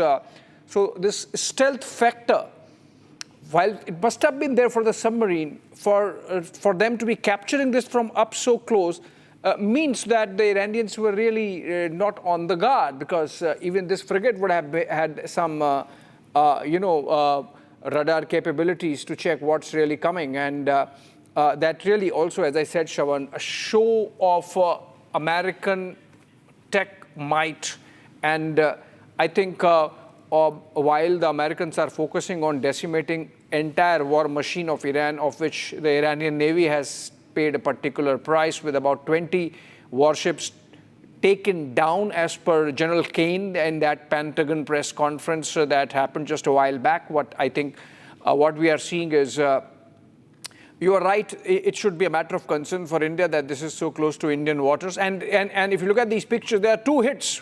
There's one first hit which causes the fire, and then there is another hit which really blows up the ship. And I think the fact that the Sri Lankan naval officer said that by the time they reached there, it was gone. And the reaction time was just about an hour for those 40 nautical miles, which means within 1 hour, the damage was so big that within 1 hour, the entire warship went down. Just to add, when the Sri Lankans had dispatched their first rescue team and the response that came in, the ship had already sunk by that time. Yeah, exactly. So that's important to point out here. Sri Lanka's foreign minister has told the parliament that the Navy had responded to the distress call from the ship and launched rescue operation. This was around 6 o'clock in the morning. And at that point in time, when they reached, they were unable to basically locate, is what we are being told. 79 people were basically rescued in the morning and they were brought to the hospital. One of them was seriously injured. 101 are still believed to be missing and the vessel has sunk. Now, in fact, the media director from Sri Lanka said that few bodies have been found from the area where the ship had actually gone down. Now, these images, which I believe was from the submarine, in fact, this was after the torpedo launch that has taken place. Two hits is what we see from this image that has been released by the US military.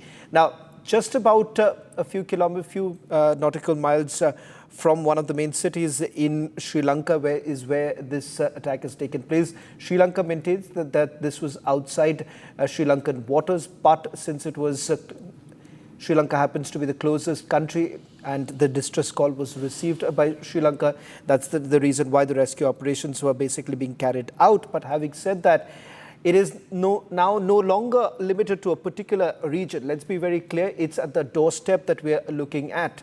And the kind of assets that have largely been deployed by United States of America with several of the military bases and the naval bases which have been operating in the region, it appears now have also been activated. It seems that it is from the Indo-Pacific region where the deployment has largely taken place, Abhishek, because given the fact that we're looking at off the Sri Lankan coast, it would be the Navy's, United States of America's Navy's submarine, which is basically from one of the naval bases in the Indo-Pacific region where we are being told where the launch has actually taken place. Now, this afternoon, when we first reported this, there was in fact, a lot of confusion whether at all this was a submarine attack or not, but naval experts essentially indicating that if at all the warship has sunk. And more importantly, this is a frigate which was commissioned just about a few years ago, and it was a state-of-the-art warship that was commissioned by the IRGC Navy just about 4.5 years ago. Then clearly there is an indication of the fact that for two reasons it may have taken a massive hit. One, unable to detect, and we're not very sure which class of submarine was used by the US Navy. We'll have to find that out, because once that information comes out, more clarity would come in as to what exactly is the game plan that the United States of America really has on this entire issue. Rakshita. Right. In fact, as you said, Peak has also said that it was Iran's pride, the Soleimani, that has been struck by the torpedo, as he claims clearly, of course, trying to show that the Soleimani, of course, is one of the most prized class of the ships as far as Iran is concerned, and that's what Hexet was talking about. And here you have the visual, very, very dramatic one, as Abhishek was pointed out, the two strikes, at least the two explosions we see. First the fire, and then we see this huge, we don't have an audio, but it's a loud explosion, very, very intense explosion that we see here that is coming in Sri Lanka. Of course, there's lots to, there's a lot of scrutiny as to how did this happen, that Sri Lanka claims that they did not know that this Iranian ship was in fact passing through there in waters, and it was crossing the Sri Lankan coast. That's again a matter of concern, and a lot of questions also being raised on that. But this Iranian ship that we talk about is the Iris Dana, and the death toll has risen. As we just informed our viewers, at least 80 have been killed, and earlier the figure was 141 missing. So the death toll is 80 as of now, what we understand. And there were bodies that were recovered due to the oil spillage.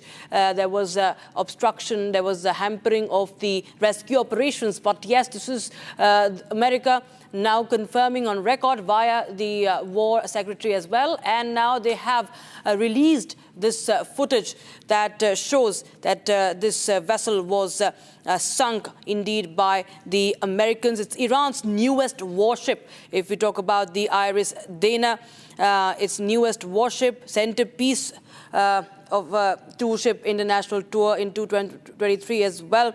And this was coming back from its participation in India-hosted Milan 2026 exercise as well.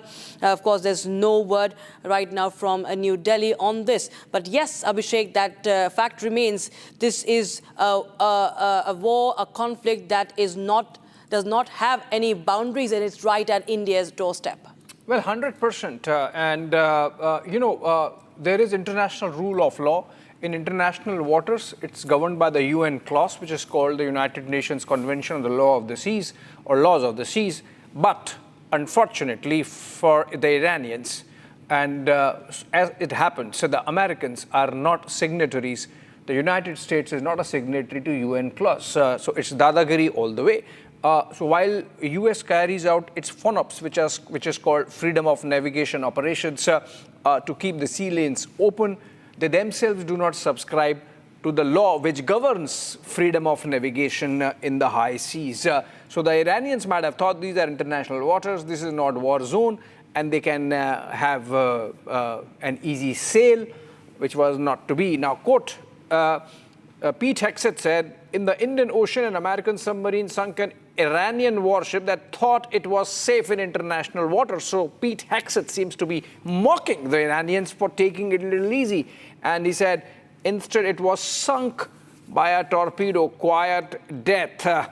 And he also goes on to say that it's the first sinking of an enemy ship by a torpedo since World War II. It's for the Americans. Like in that war, back when we were still the War Department, we are fighting to win.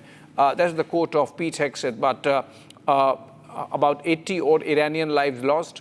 Shawan, what we are seeing is American war, an all-out war in all geographies. So wherever the Iranians are, undersea, oversea, in the air, they are legitimate targets so far as the American war machine is concerned. And I think this is a show of might by the United States, that devil-may-care attitude there, where they are not concerned in the least about what is international rule of law from the time that they picked up Maduro to the time that they have eliminated Khamenei and everything that has happened in between. We are essentially seeing a display of might at the expense of international rule of law, if that can be called, because while there might be some grounds on which Iranians had to be taken on, in that press conference, one journalist specifically asked, what was the evidence you went after? And Pete Hegseth said, let's speak about evidence later. As of now, it is intent. Because the Iranians had intent of making a nuclear bomb. That intent had to be stopped. How do you stop intent? I mean, you can stop material action, you can stop things from happening, but how do you stop intent? Is something which Pete Hegseth sidestepped, but no answer there on that. The fact of the matter is this is too close for comfort for India. Maybe we can have a naval voice on that or a diplomatic voice on that, whether there is or should there be a concern on the Americans really going after Iranians in every region, everywhere, and even 40 nautical miles from Gal, which is Sri Lankan coast, Shawan, how far from India? Well, in fact, if you not just from India, but look at just where it has traveled from, the very fact that you're looking all assets of the Iranians almost 4,000 kilometers away from Persian Gulf has also been sort of targeted. Now, 40 nautical miles, a little over 150 nautical miles that you're looking from the closest as far as India is concerned. Yeah. It does seem that it is the US Indo-PACOM deployment that was essentially activated. So you're looking at almost all the PACOM perhaps deployment that has taken place, because 40% of the US naval vessels have already been deployed in the Indo-Pacific region itself. So you know, Shawan, I just Googled on the Google map, and it's actually showing a car distance of 25 hours, 1,216 kilometers between Galle and Tiruvananthapuram of Kerala. I don't know how it crosses the channel in between. The Pak Strait, as it is called, not the Pakistani Strait, but Pak Strait, P-A-L-K, is the Ram Setu, so as to speak. It cannot be trudged with by a road journey, but if you discount for the road distance, as the crow flies, Galle and Tiruvananthapuram should be about 800, 600 kilometers. And that's the distance. So very far off actually from the Indian economic zone, which is about 200 kilometers.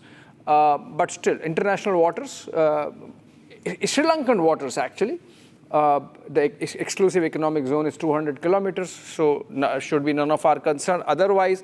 But yes, too close, strategically speaking, to India's area of influence. Whether the Sri Lankans are going to protest to the Americans, whether the Sri Lankans are going to raise it in the United Nations, whether the Sri Lankans are going to make a hue and cry of this, whether the Sri Lankans are going to at least say what is happening, please give us details, is something that would be very interesting to find out. As of now, no word from Sri Lanka except for their naval officer saying by the time we reached, it was all over. So far as the ship is concerned, it was down in the waters, and whosoever was surviving on the rafts, they have been rescued. The number stands at about 70 or 80, right, Shaman? It's 80 is what we are being told right now. The rescue operation is still underway. 101 still missing. As we understand, when they were in Visakhapatnam, they had basically reported 180 crew members. In fact, those images that we have, those are images from the day when they had first docked and the crew members had met their counterparts at the Indian Navy. The big details now emerging with United States of America attacking an Iranian ship off the coast of Sri Lanka, not very far away from India. The war has reached the doorstep.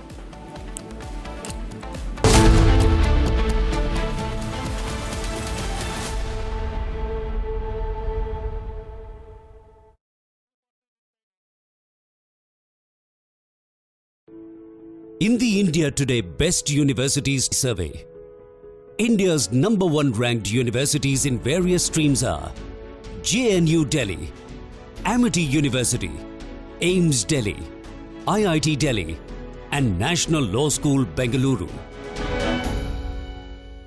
थोड़े में ज्यादा स्वाद ये तो है इसकी खास बात। वाओ मामा क्या स्वाद है? अरे मेरे राजा। सबका राजा और प्योर मसाला।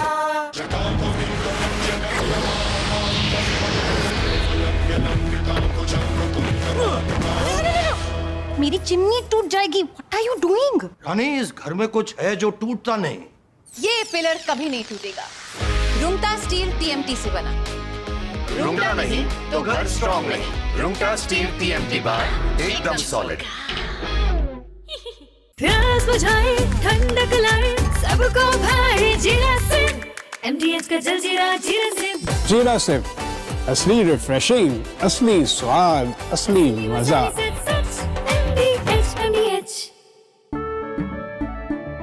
केसरिया से मन जोगी हुआ रे, दिल झूमे देखो मतवारा हुआ रे।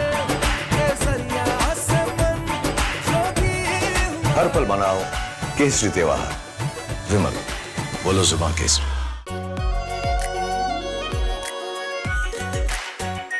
Our pure Shahi Paneer Masala. Delicious, healthy, every every day.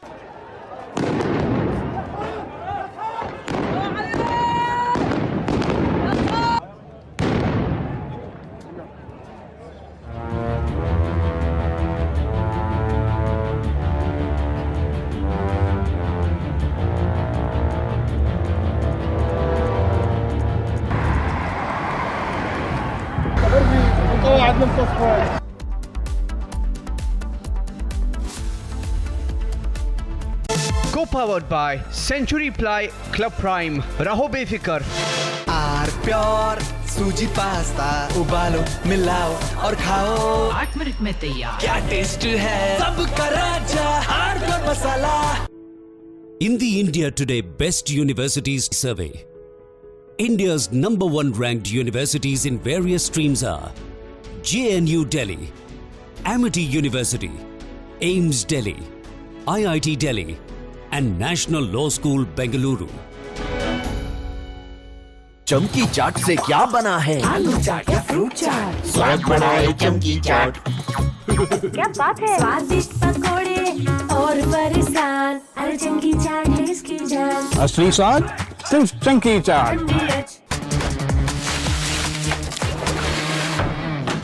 अरे टेंशन किस बात की? सेंचुरी प्रोवुड का प्रीमियम प्लस है ना. लो एमिशन है, हाई डेंसिटी है, वाटर रेजिस्टेंट भी, टर्माइट एंड बोरो रेजिस्टेंट भी है.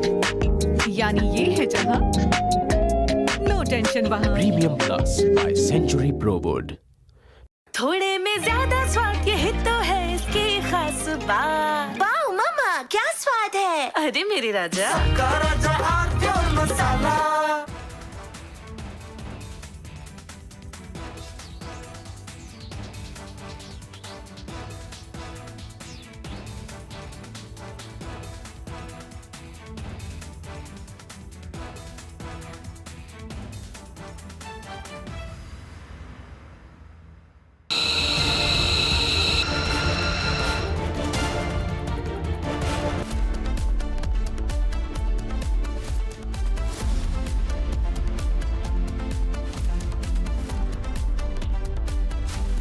Co-powered by Century Ply Club Prime. रहो बेफिक्र. चमकी चाट से क्या बना है? सैंडविच लस्सी और छाछ और हर घूंट में चमकी चाट. ड्राई फ्रूट और दही बड़े. चमकी चाट से स्वाद बढ़े. असली स्वाद सिर्फ चंकी चाट.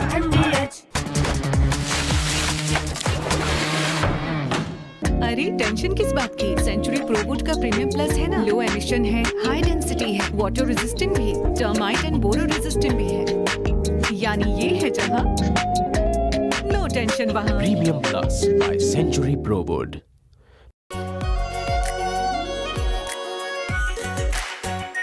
Are pure shahi paneer masala. Delicious, healthy, everyday. Please stop. झुमका तेरा झुमका तेरा झुमका. Not there. मेरा काउंटर टॉप टूट जाएगा. तेरा झुमका.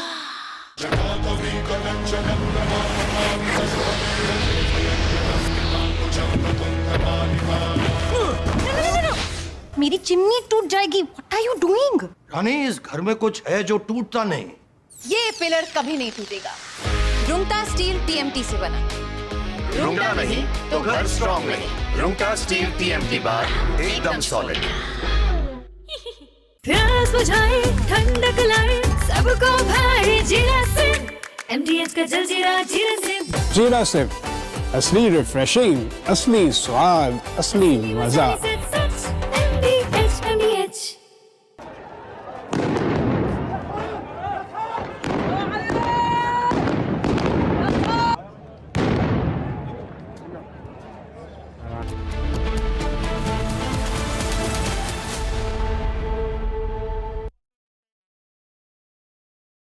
Co-powered by Century Ply Club Prime. रहो बेफिक्र. In the India Today Best Universities Survey, India's #1 ranked universities in various streams are JNU Delhi, Amity University, AIMS Delhi, IIT Delhi, and National Law School Bengaluru.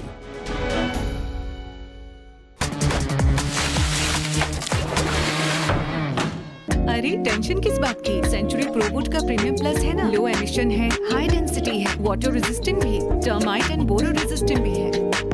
यानी ये है जहां no tension वहां। Premium plus by Century Prowood. चमकी चाट से क्या बना है? सैंडविच लस्सी और छाछ और हर घूंट में चमकी चाट। अब बताओ स्वाद आया? आया। असली स्वाद सिर्फ चंकी चाट। रानी, इस घर में कुछ है जो टूटता नहीं। ये पिलर कभी नहीं टूटेगा। रुंगटा स्टील TMT से बना।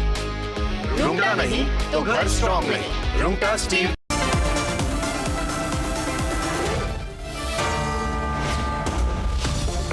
Co-powered by Century Ply Club Prime. रहो बेफिक्र। रानी, इस घर में कुछ है जो टूटता नहीं। ये पिलर कभी नहीं टूटेगा। रुंगटा स्टील TMT से बना। रुंगटा नहीं तो घर स्ट्रॉन्ग नहीं। रुंगटा स्टील TMT बार एकदम सॉलिड। प्यास बुझाए ठंडक लाए सबको भाई जीरा से MDH का जलजीरा जीरा से। जीरा सिर्फ असली रिफ्रेशिंग, असली स्वाद, असली मजा। MDH केसरिया से मन जोगी हुआ रे, दिल झूमे देखो मतवारा हुआ रे। केसरिया से मन जोगी हुआ। हर पल मनाओ केसरी त्योहार। विमल, बोलो जुबान Kesari.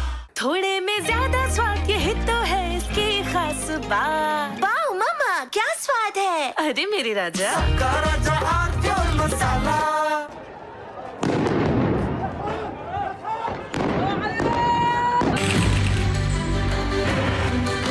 You are the first Indian and Asian-born player to score in the English Professional League. Tell me about that goal. Was it a target that you had in your mind, or was it an emotional milestone? So my first application for work permit was rejected because India was ranked way below the world ranking in football, so I was not allowed. So again, that appeal went through, and then that's where the work permit came in. To get that first goal was so important because it really lifted my confidence, because I was known as a striker scoring goals. And when I got my first goal, I think from then on things became much more easier for me to go into the next game. If your mind is confident, you feel that you're good and positive, I think you can achieve. And that was very important for me to get that first break.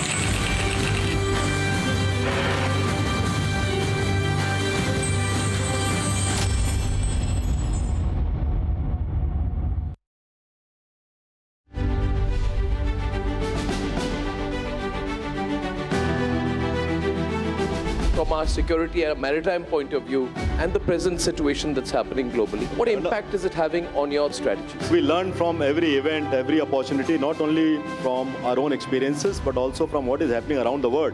The Indian Navy is fully geared up to face any challenges of any kind.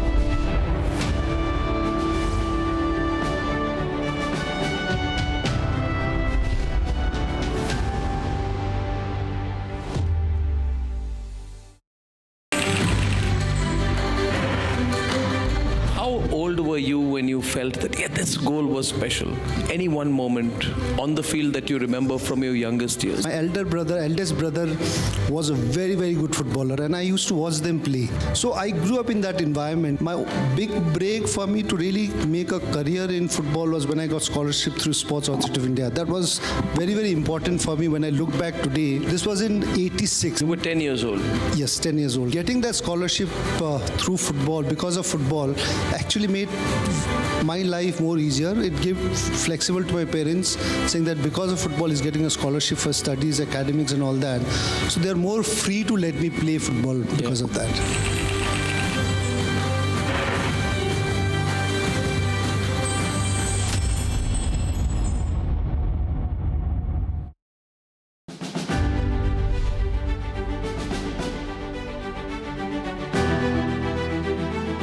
From our security and a maritime point of view, and the present situation that's happening globally, what impact is it having on your strategies? We learn from every event, every opportunity, not only from our own experiences, but also from what is happening around the world. The Indian Navy is fully geared up to face any challenges of any kind.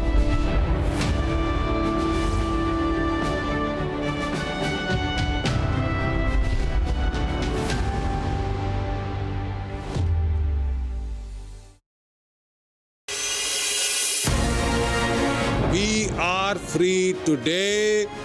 And if we are free, we got our freedom in 1947.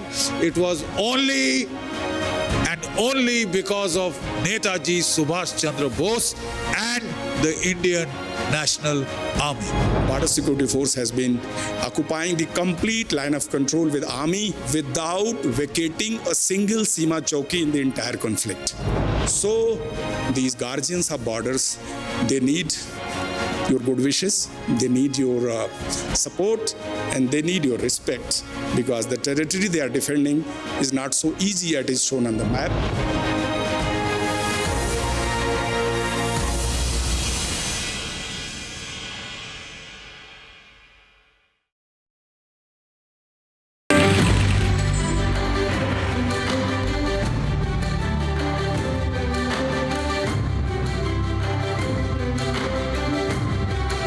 If India has to do well sportingly, I think we need to create that culture and environment in India. When we have a disappointing Olympics or a disappointing football not qualifying for the World Cup, FIFA World Cup, we all complain about it. If we are not playing as well, we need to start at least watching it, creating that environment within your house as well. Evening time, if you're watching television, watch some sports channels. And if you can create that and you can influence your kids to play sports, I think that is going to really build.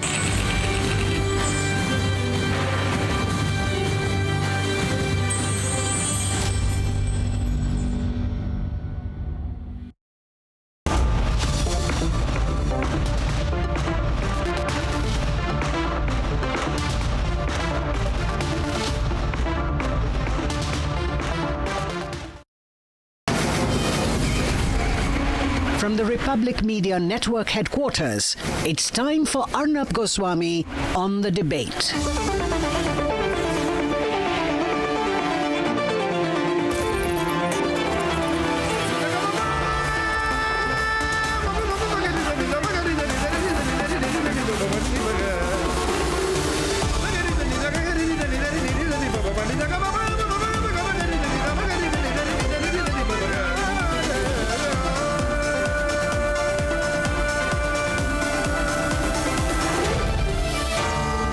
Arnab Goswami on the debate. On the show tonight, the war is at our doorstep. The war has reached just 373 kilometers away from Kanyakumari. At 8:30 p.m. tonight, a debate you cannot miss, a direct debate, Iran versus the US. And at 9 o'clock tonight, a global panel to give you clarity on the issues of oil, supply chains, and how the war may hit you.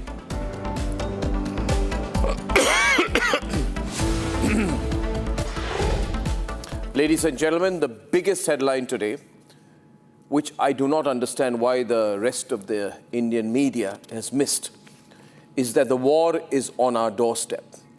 Forget what is happening around the Strait of Hormuz. The war is right here and very, very close to us. Do not be shocked, ladies and gentlemen, at what I am about to share next. The war between Iran and America is being fought 300 kilometers from Kanyakumari. Yes, you heard that right. 373 kilometers to be precise from Kanyakumari. We're very close to Indian territorial waters, just on the edge of Sri Lanka's territorial waters, in a location that is just 70 kilometers from Galle, G-A-L-L-E, Galle, the Sri Lankan port, 40 nautical miles, 70 kilometers from Galle, very close to us. An American submarine has carried out a torpedo attack, silently moving close to India's waters. And ladies and gentlemen, these are the visuals of that attack. And an Iranian ship called IRIS Dena, which was, by the way, returning to Iran after participating in a multinational naval exercise that India was hosting in Visakhapatnam called Milan 2026. In fact, we have the visuals. This is the ship when it was participating in the Milan 2026 multinational naval exercises in Visakhapatnam. It was on its way back to Iran, possibly for deployment. These are the pictures of the Iranian crew members on board the Iris Dena when they were at Visakhapatnam. Now, this ship was going back from Visakhapatnam past the coast of, southern coast of Sri Lanka and probably going back to the Middle East. And it is there, obviously being tracked by the Americans, that it was torpedoed by an American submarine. And ladies and gentlemen, the ship was en route back to Iran from the eastern Indian port of Visakhapatnam at the time of the attack. Ladies and gentlemen, the big story you need to hear tonight is that very close to our coast, the Americans have attacked and sunk an Iranian warship. The US military has released visuals of the attack, and I can only tell you the significance of this attack is in the fact that, as per the US Secretary of Defense Pete Hegseth, he says this is the first torpedo sinking of an enemy warship since World War II. I cannot underscore more how significant this event has been, because, ladies and gentlemen, the Sri Lankan Navy, the Sri Lankan Air Force are deploying ships, and as of now I know that there are 30 to 35 sailors rescued, but unfortunately more than 100 are missing, presumed dead, and the ship is on the bottom of the ocean. Ladies and gentlemen, America and Israel's war with Iran is now being fought 300 kilometers from our coast. I've always been saying, and I've said this over the last few days, and some of you have said that I've been exaggerating things. Well, I don't. Whenever I make a point on issues such as this, as serious as this, which involves our national security as well, I say this on the basis of information which I have. Ladies and gentlemen, this is World War III, have no doubt about it. More and more countries are getting involved. The discussions are becoming hotter. And ladies and gentlemen, when this war reaches 300 kilometers from our coastline, we should be clear, we can no longer really be non-aligned about this. Maybe we can, maybe that is an estimation of the government, but this is there's going to be a heavy contestation for our waters. We must also remember, and yesterday we had the privilege of hosting the Indian Navy admirals at a big event, but the Indian Ocean is our zone of influence. The Indian Ocean is our zone of influence. And in the Indian Ocean, 300 kilometers from Kanyakumari, when an American submarine sinks an Iranian warship returning from a multilateral exercise hosted by the Republic of India in international waters, in our zone of influence, when the Americans torpedo an Iranian warship, we must start getting very watchful. I'm sure our government is. But at this point of time, viewers, we'll have to be very alert. Of course, this is not in our territorial waters. It's not in Sri Lanka's territorial waters either, but it's just on the edge. The biggest torpedo attack by an American submarine since World War II has happened 300 kilometers, 373 kilometers, to be precise, ladies and gentlemen, from Kanyakumari. We cannot ignore this. This is our strategic sphere. A US submarine operating so close to Indian shores without any coordination, without, I repeat, any coordination with our Navy, with our armed forces, with us, is an indirect challenge to our influence. Of course, this escalates this entire battle into our direct neighborhood. We have so far maintained ties with both Washington and Tehran. We have the Chabahar port. We've invested over $500 billion into that port, so we are being forced to make a choice. Sri Lanka is also caught in the middle. The casualties of the war are in Gaul.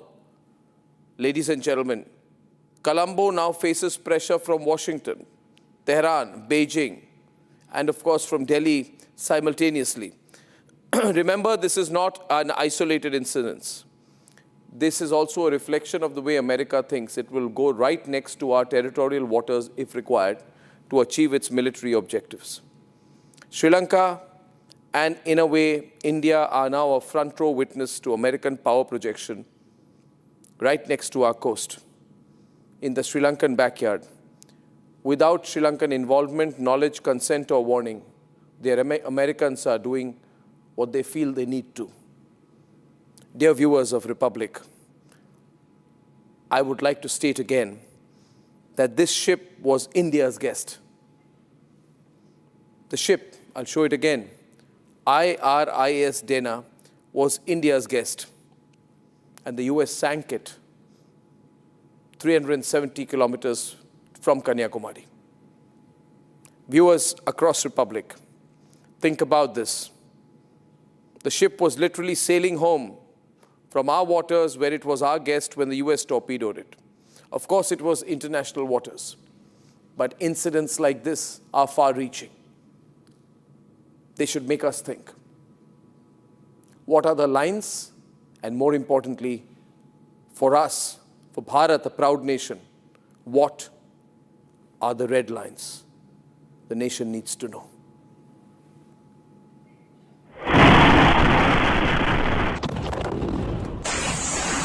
This is Iris Dana.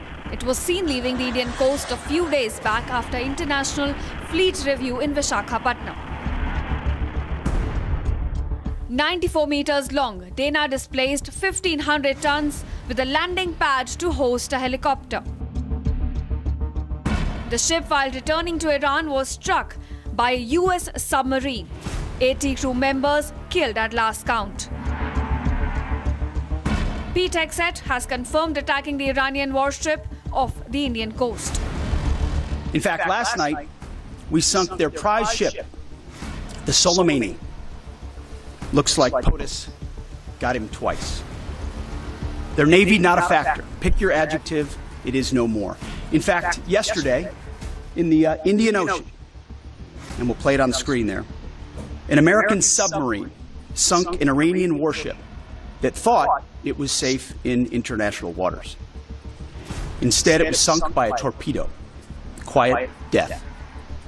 The first sinking of an enemy ship by a torpedo since World War II. Like in that war, back when we were still the War Department, we are fighting to win. Also, yesterday, the leader of the unit who attempted to assassinate President Trump has been hunted down and killed. Iran tried to kill President Trump, and President Trump got the last laugh. What is alarming is that this attack was 40 kilometers south of Gele in southern Sri Lanka, a few hundred kilometers from the Indian coast. The attack was in the Indian Ocean. The war is on India's doorstep.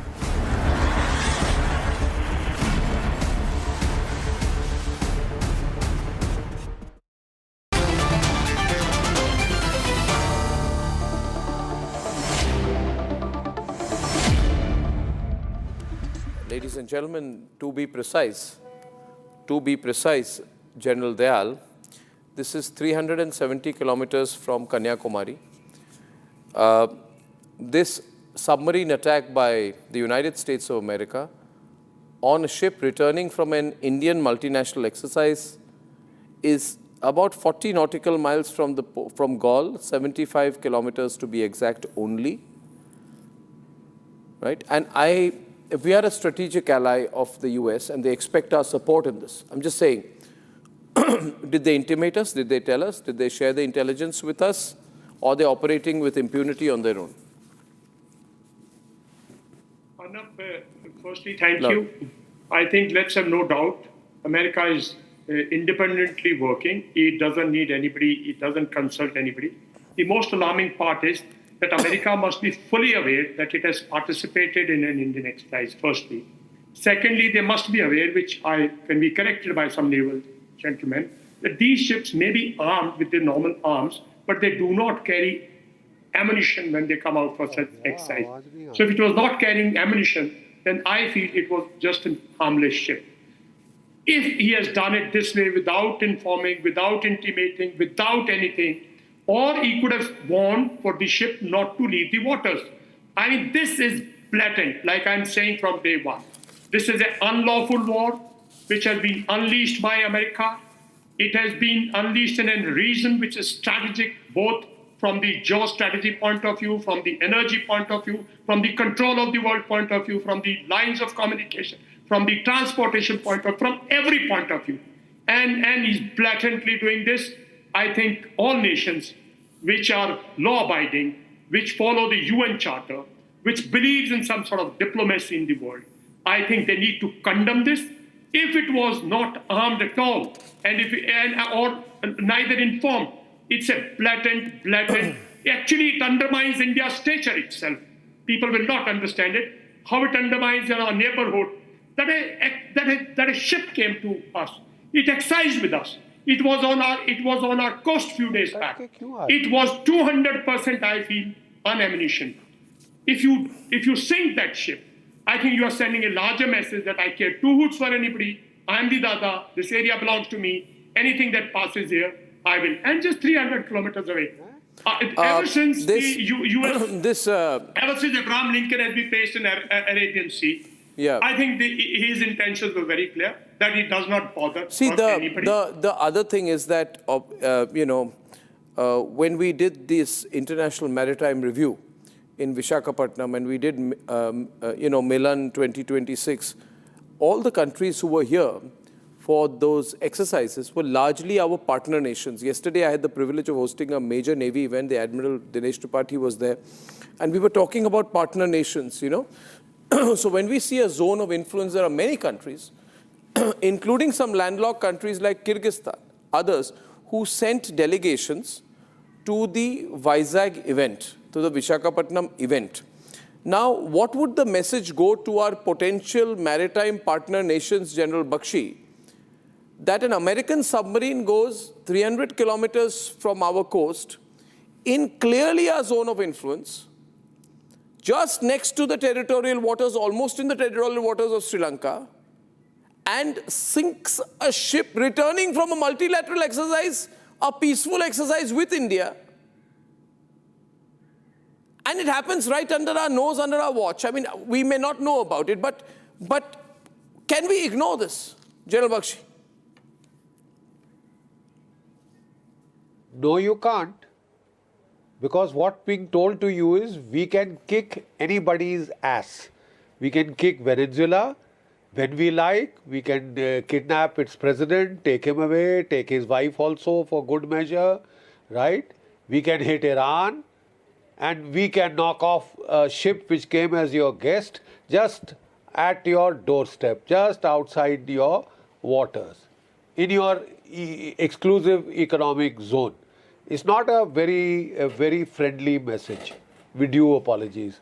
There are a lot of cheerleaders of Donald Trump in our country who want to cheerlead Donald Trump into that stupid campaign that he has launched against Iran.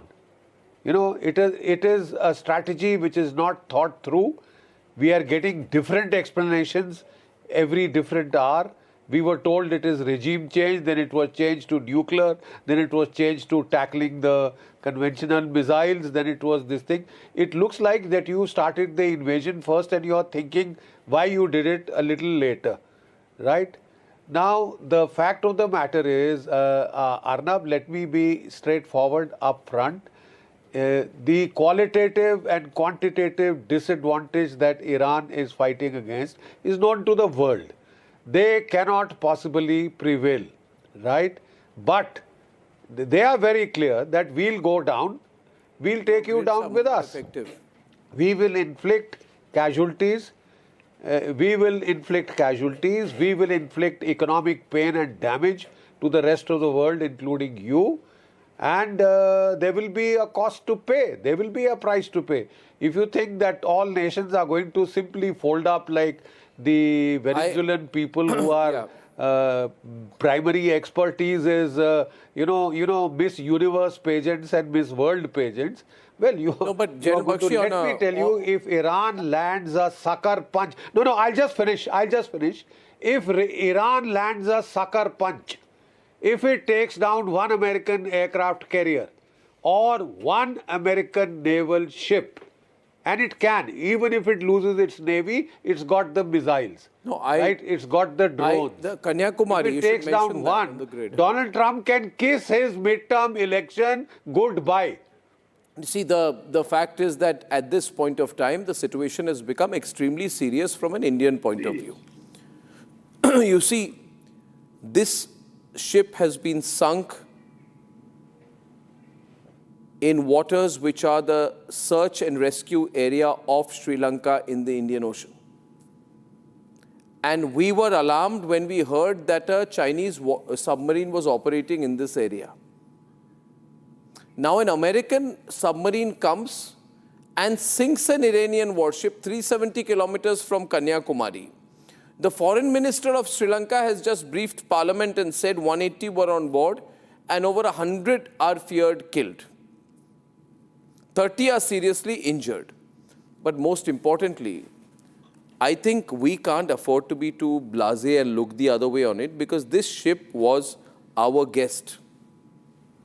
And if anybody in Ministry of External Affairs or the Government of India wants to downplay this, they can call me and tell me why they want anyone to downplay it. How can you downplay it? This is our guest. They were invited by us for the International Fleet Review. And the Indian Navy chief personally met the commander of this ship. And now it's been sunk. Where is the strategic partnership we are supposed to have with the United States of America? Are they not aware how this will embarrass us? Are they not aware about how this will embarrass us, Ambassador Deepak Vora, or do they not care? Right. Thank you very much. As always, a pleasure to be with you. I just heard the two generals, and I'm sure that I'm going to hear our other colleague. So what are you going to do about it? The fellow came here. You heard the press conference of the American Defense Secretary, reeks of arrogance, and his Chairman Joint Chiefs of Staff, the Air Force General. If you hurt us, hurt American lives, take American lives, we'll hunt you down wherever you are in the world. We have the capability to do it. So this guy comes because he's participating in the fleet review before the war broke out. After it started, the Israelis and the Americans have said very clearly that every Iranian asset, military asset, is fair game for us. What if they sent all their ships off to Iraq or to South Africa or whatever remains? Then what would the Americans do? Say, no, these guys are our friends, we won't do it. No, sir. There's nothing in international law that prohibits the Americans from hitting an enemy vessel that is in international waters. Now, the impact on us, certainly. We are going to take it up diplomatically and say, you shouldn't have done this. Should have waited for these jokers to come out a little further away from Sri Lanka. You could have sunk them then. The argument that they were our guests and you sunk them doesn't hold. What if they had gone 400 kilometers, 500 kilometers away from us? Then they could have been sunk and we would be dancing? No, sir. Sir, okay, so let me take you up on that. This frigate is returning after naval exercises in Visakhapatnam. They are India's guest. The Americans keep saying we want to have a great strategic relationship with India, right? But I can also argue that you deliberately wait for this ship to be closest to Indian waters and then sink it. Now you may say, no, it's not, it's accidental, it's timing, it happened to just be off Sri Lankan waters, right? But what about the sphere of influence, Saurabh? Are we going to say that we are going to give up the Indian Ocean as a sphere of influence? Are we going to say, let there be a free-for-all here? Today the southern coast, tomorrow of the western coast? Will we be mute witness to whatever happens? So what do you expect us to do? Not what I expect. I'm saying that I'm saying here, no, because Deepak Vora said, what do you expect? I expect that a country that keeps talking about a strategic I expect us to with show our displeasure. Sir, General Bakshi, sir, can I come in, sir? Yes, sir. There are facts of the case. One, I want to start, General Bakshi, I have the greatest respect for you, sir, but, your Venezuela analogies of Miss World and Miss Universe is really demeaning to women, sir. Please stop doing that. That's my humble request. That's one. Coming to the topic, sir, I would say that the Iranian ship was India's guest, yes, but when they were in India's territorial waters, it was India's responsibility to secure them. Once they were in international waters, there is a war going on. US was well within its right to strike that ship. That's what they've done. If the Iranians have been hitting out at civilian targets in Dubai, in Abu Dhabi, they've been hitting airports, they've been hitting, hotels. What do you expect for a country which is waging a war against a terrorist and rogue regime to do, Arnab? From India's standpoint, I can tell you. And I don't want to put out... This is where, Saurabh, I'll just... 10-second intervention. 10-second intervention. The US and that's 10-second intervention. 10-second intervention. 1 minute. 10-second intervention. Arnab, can I reply? I just ask you. I ask you. America should have attacked. No. America should have attacked the Houthis. 1 minute. Saurabh. And Hamas. All nonsense Americans are talking. You see a ship is going from Indian participate in an exile. You have invited me for a dinner. I'm not your responsibility after I leave. Listen to me for a minute. You all are justifying wrong things in the world. You all are not at all worried about what future holds for this world. There's a country which is pursuing a unipolar world. It is pursuing dictatorial new colonialism, and you guys are supporting it. And there's a president, behind him there's a team. Look at your defense secretary's past. Look at his own character. Not you mine, guys sir. I'm are pursuing.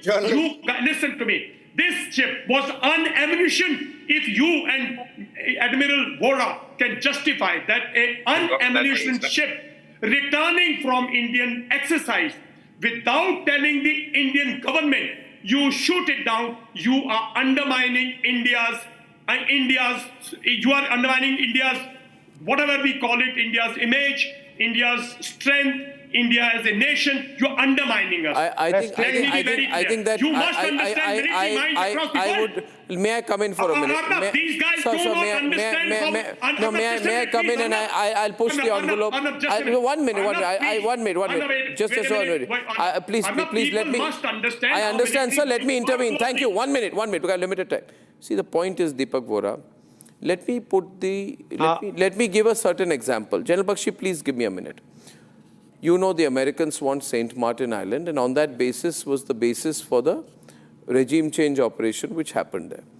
Tomorrow, they will put a whole lot of submarines in St. Martin Island, or maybe 50 kilometers away from it, and we'll say it's perfectly all right. And then I can turn it around and say that tomorrow, if this incident happened in the English Channel, would the British say it's perfectly all right? Tomorrow, if this happened 200 kilometers from Hong Kong, would the Chinese say it's perfectly all right? They wouldn't, because power means something, Deepak Voraji, only when power can be projected. If we say we are powerful, but we don't project our power in a way that the Americans consider it, think twice before sending a submarine on a torpedo mission 300 kilometers from Kanyakumari. Power projection is something that we also ought to do, I guess. No one has any dispute with that, sir. Of course we have to project our power. You do recall that during Operation Sindoor, our Navy was running around off the coast of Karachi. The Turks had a ship which ran away. They were scared that they would be sick. That's what power projection is all about, No, but sir, would they do this with the Chinese? Would they do this would they even do this in the English Channel? Of course they would do it, sir. The French are delighted with what they are doing to the Iranians. So are the British. They are very happy. What should we do? We should just roll over and say, do what you want in the Indian Ocean. Sink that Turkish ship. No, Arnab, how do you know that India and the US are not having a strategic cooperation at this point? Can I also please come in? How can we, How do you know we have? If you see, I'm sorry, equally I can ask you, how do you know, 1 minute, you're talking about something very big. Please let me tell you the serious things you should not talk. Saurabh, are you suggesting that we are colluding with the no, we are not Americans colluding. to torpedo our Iranian ship returning from an invitation to India? No, I think that's wrong. We are standing against terrorism. We are standing against countries which are fomenting, enriching nuclear uranium, which are this is very serious. Nuclear weapons. So war is at India's doorstep. India. It's not Indian Ocean, it's India's doorstep. Niranjan is Indian Ocean. Even Mauritius and Maldives is Indian Ocean. Position, which is the right position. The right position is the strategic position that India has taken, that it will stay silent, but it knows where its friends are. And that message is loud and clear. What is the message? Sorry, I haven't got this. Arnab, can I come in? Yeah, please. Arnab, can I come in? Sir, you can, sir. You know, Arnab, America in the last few years has staged colored revolutions in Sri Lanka. It staged colored revolutions in Bangladesh. It has done a colored revolution in Nepal. It is threatening to create a cookie land out of Mizoram and Manipur, right? We gave it $1 billion. क्या हो रहा है? जा रहा है कि नहीं? जा रहा है, sir. We gave it $1 billion for the GE 404 engines. Next. Right? And after 2 years, we had gotten 2. Directors. When our Prime Minister spoke to them, we got another 5. We have another 90 to get. I'm sorry, the way, you can talk of the defining partnership of the 21st century for all that you want. Saurabh, Shukla, we military men can see a threat when it is coming. And we don't join the cheerleading gang of the opposite side. We know how to fight. When in a war situation, we know how to fight. Don't give me that lip. Don't give me that lip about... Don't give me that lip about joining the cheerleading gang. An enemy country in territorial waters. I'm not one of those chorus girls. That's an international law. I'm not... I'm saying... It should have. If they... Okay, let me answer that. India would have done the same thing. Let me answer that. If they had shown us the courtesy of letting it go another 200 kilometers out into the Arabian Sea, India or any country would have done the same thing. Then they would have shown us that courtesy of friends which they claim to be. I know you are staying in the United States, but I don't expect you to be a cheerleader of the next colonial power. Sir, I'm purely telling you on what the international law stands. Any country, even if you would have been a general commanding an army... I am telling you, sir, given a choice that apart from international laws, I know the international law, man. Don't tell me about the law of the seas. I know them very well.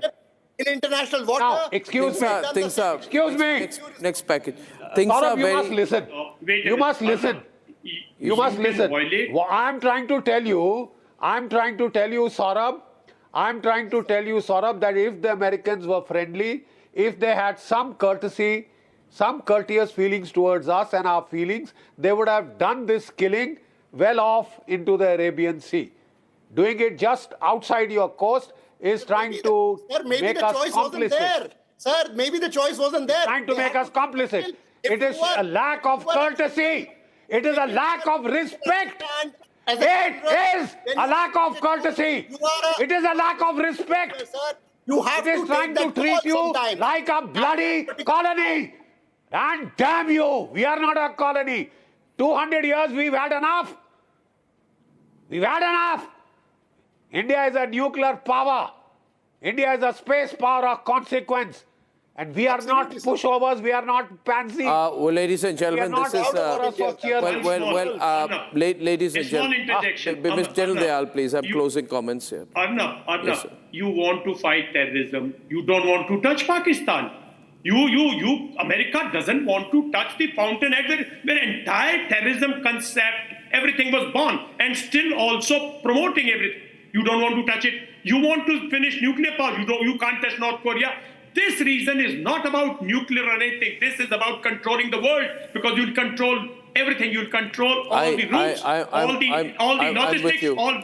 Absolutely. No, this is your game plan. I think this time... and we will suffer in times to come. This is what we feel as soldiers. Because we've read Second World War very thoroughly. It's a very, let me put it this way, with everyone on.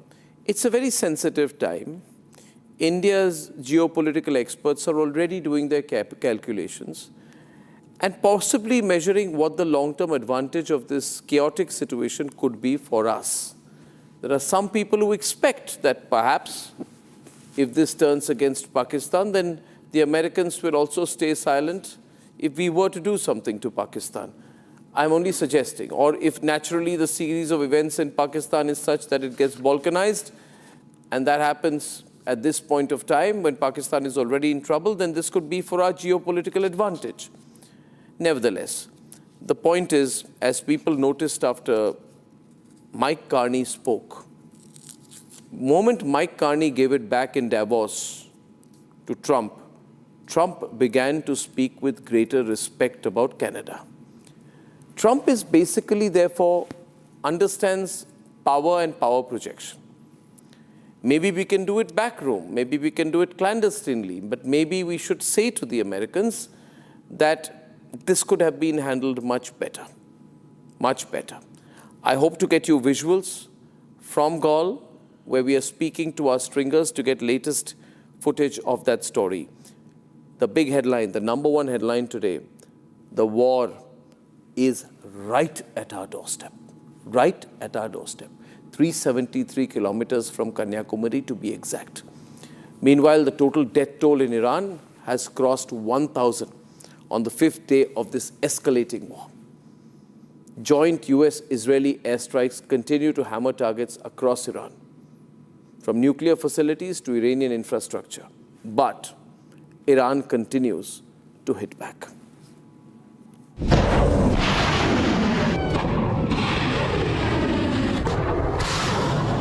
The death toll in Iran has crossed 1,000 on day 5 of the war. From nuclear facilities to universities, nothing inside Iran is safe from airstrikes. Take a look at the University of Urmia. It has turned into rubble following airstrikes in the region. Although the IAEA has now assured that there is no radiation leakage from Isfahan nuclear site, but this could change very quickly, because Iran is under fire from all the sides. Plumes of smoke rising across the skyline throughout the day.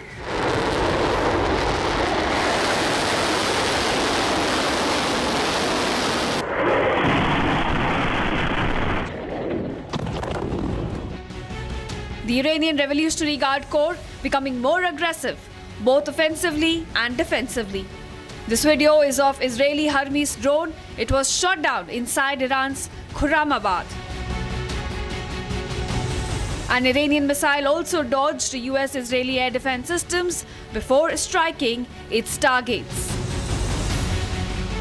Neither Israel nor Iran show any signs of backing down.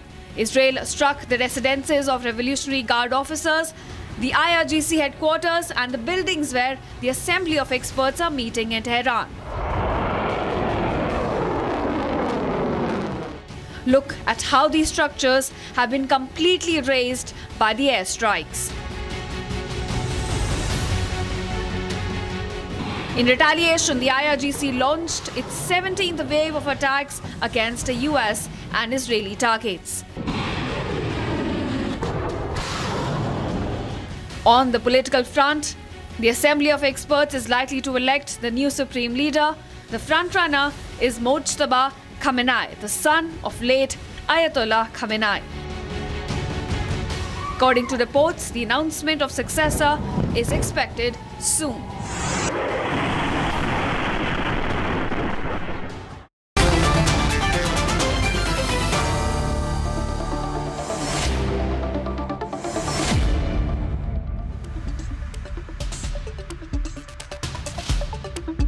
On the strong and polarized debate, I have with me voices from Iran and pro-Iran are Dr. Fuad Izadi, a very well-known professor at the University of Tehran.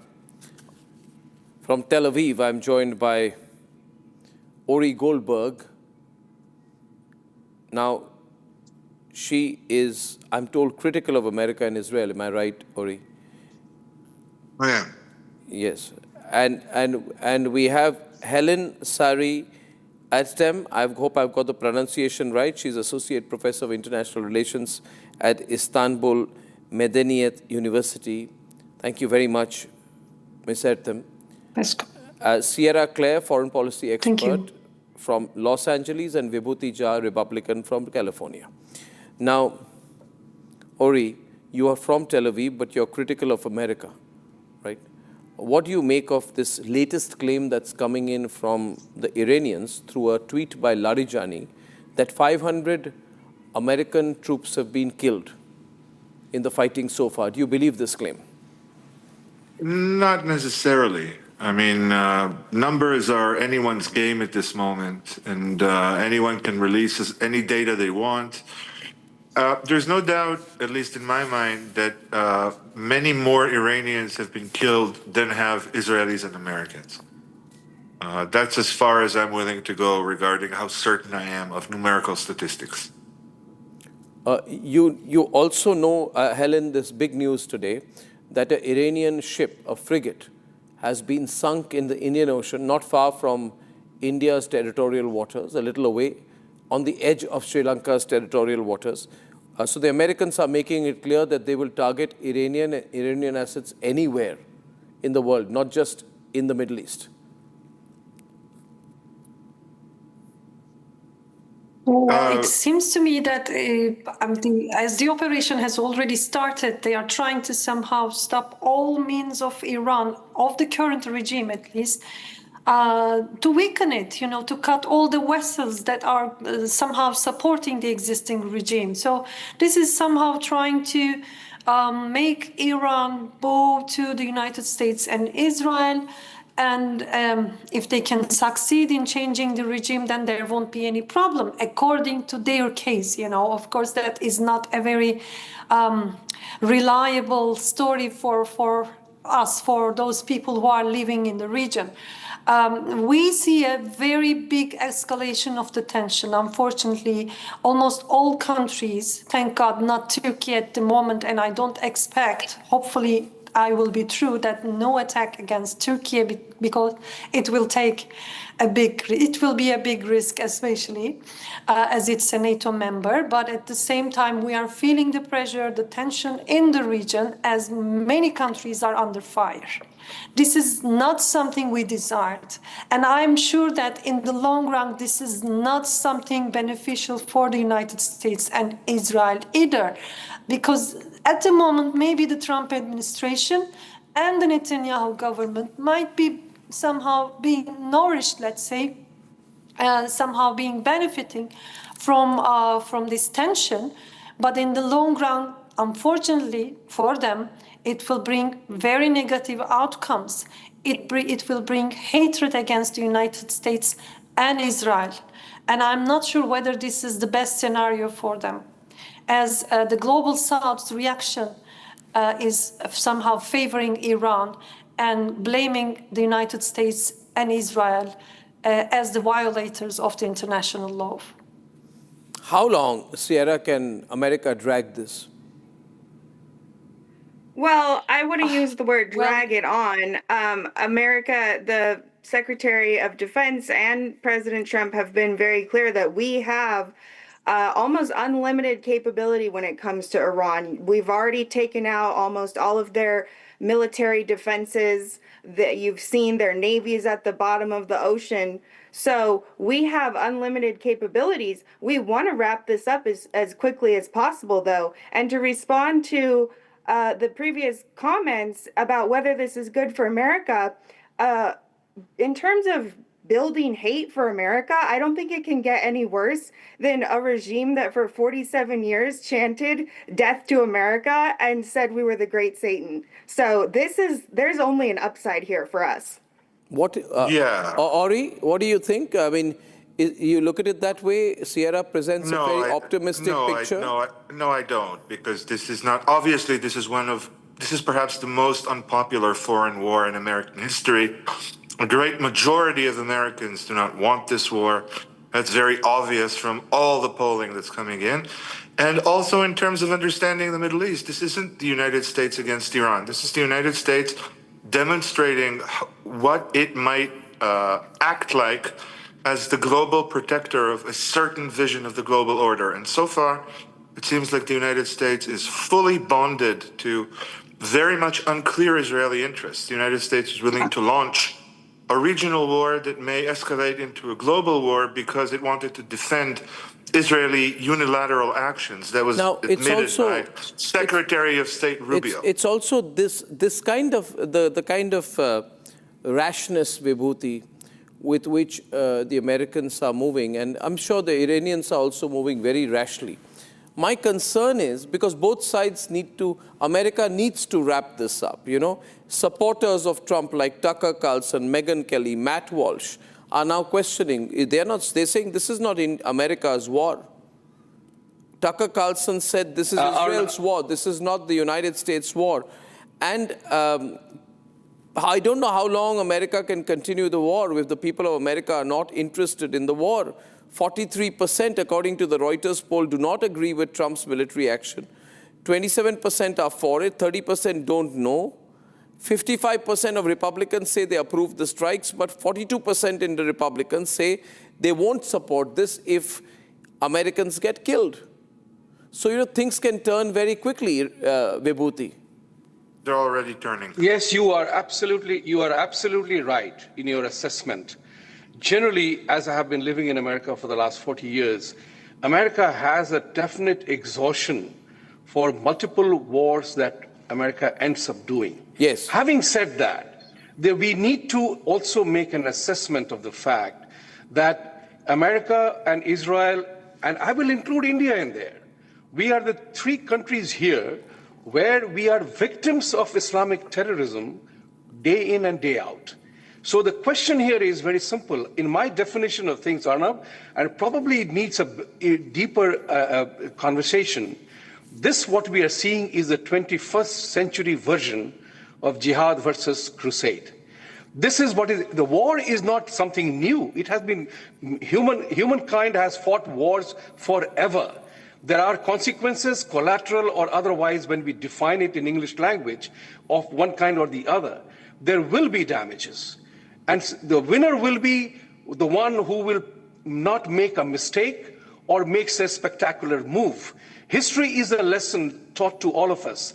It was very interesting observation by a historian that it was truly ironical that Hitler was to make the same mistake that Napoleon made 100 years prior. And that was marching into Russia. My only point here is, and Vibhuti, I think, Vibhuti, I think if I may, I want Helen in on this. I think you're romanticizing this whole idea of this being a battle by America against Islamist terrorism. It's not. No, it's not against Islamists. I'm not saying, wait. Let me correct that. No. I'm saying it's not America launching a war against Islamists in Iran.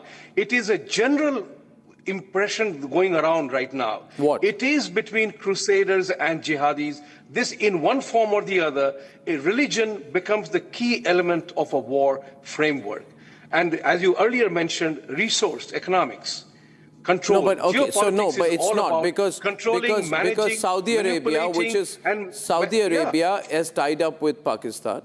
Riyadh has been attacked, and Saudi Arabia is against Iran. You can, on the contrary, argue that there is a deep divide in the Muslim world. If the intention is to divide the Muslim world, if the intention, I don't think Trump's intention is to divide the Muslim world, is it? Do you think, Helen, that is a large... Divided. Do you think Trump is doing it because he wants to divide the Muslim world? No, I don't think so. No. He's doing it for the oil. I just want to make a point. Helen, there is a serious schism. The schism exists between the Shia and Sunnis. That's the important part. No, he's not making that calculation. Okay, 1 minute. Helen and then Ori. Thank you, Vibhuti. Helen. Thank you. Okay, what I see from this side of the world, let's say, is that yes, sometimes The United States is unfortunately benefiting from these sectarian divisions inside the Muslim world. And unfortunately, they've been using this title of democratizing the world and making the world or the region a safer place. These are all nonsense. These are all nonsense. These are all cover-up stories. You know, they are just using this as cover and in order to reach their economic targets, in order to maximize their national interests. And what comes to the Middle East as the people we have to be very clever, very aware of the fact that we have to be united, not be divided. Whether this is about sectarian, this is about ethnicity, doesn't matter. We have to be united because this should not be the destiny of the Middle East. Even the word itself, the Middle East of whom? Who's middle? Who's west? Who's east? You know, these are all made up concepts by the West. And unfortunately, Helen,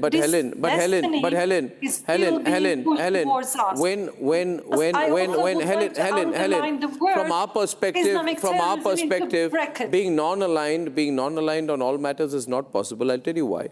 Because when Pakistan sent terrorist jihadis to Kashmir, who targeted Hindu tourists and asked them to read the Kalma, passages from the Quran. And if you could not read, and if you identified a non-Muslim, then you were shot at 1 foot distance in the head. Turkey, which is now talking about humanitarianism, supported the jihadis who killed Hindus. Supported the killing of Hindus. Turkey supported the killing of Hindus. I wouldn't accept that. So point is, I wouldn't accept that. But it did that. I am not but that's what Erdogan did. That's what Erdogan did. You may not like it, but that's what Erdogan did.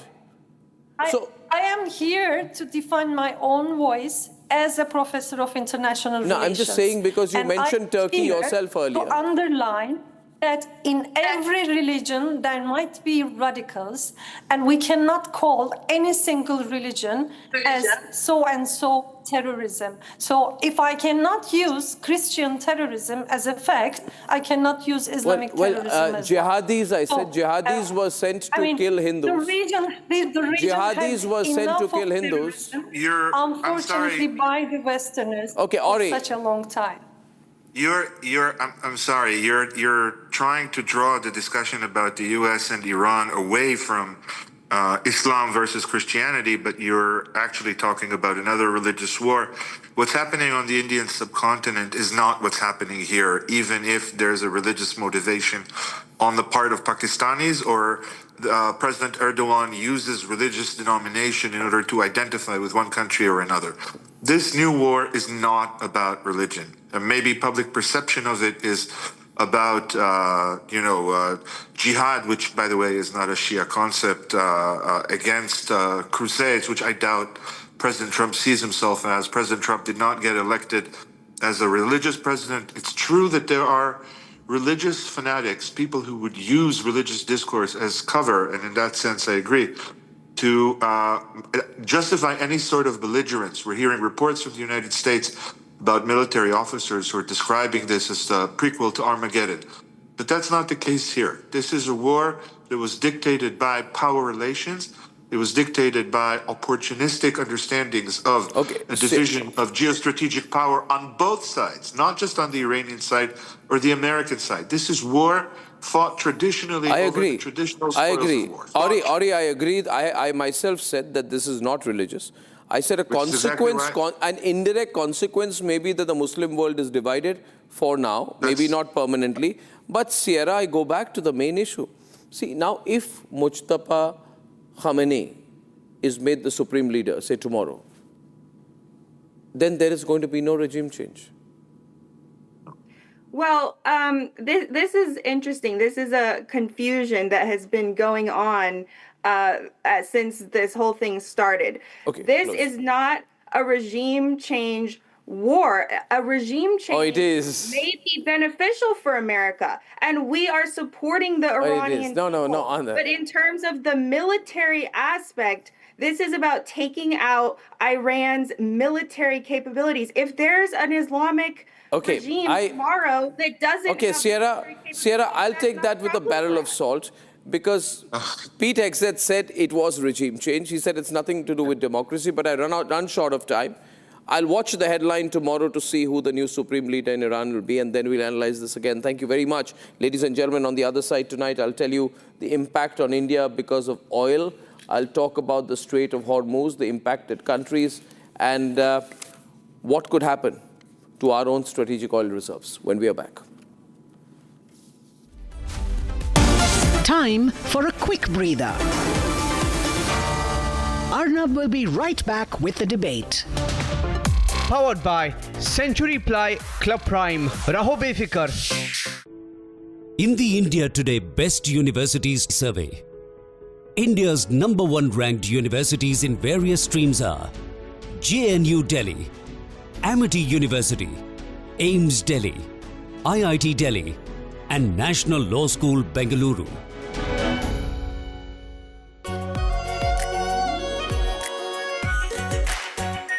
Our pure Shahi Paneer Masala.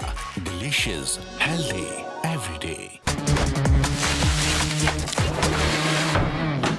अरे tension किस बात की? Century प्रोवुड का premium plus है ना, low emission है, high density है, water resistant भी, टर्माइट एंड बोरो रेजिस्टेंट भी है। यानी ये है जहां नो टेंशन वहां। Premium plus by Century Prowood. चमकी चाट से क्या बना है? आलू चाट या फ्रूट चाट, स्वाद बढ़ाए चमकी चाट। क्या बात है? स्वादिष्ट पकोड़े और फरसान, अरे चमकी चाट है इसकी जान। असली स्वाद सिर्फ चमकी चाट।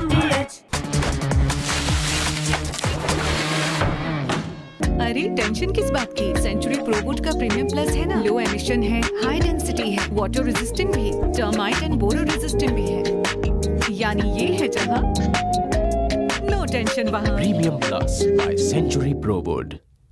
आर प्योर सूजी पास्ता, उबालो मिलाओ और खाओ, 8 मिनट में तैयार। क्या टेस्ट है, सबका राजा आर प्योर मसाला।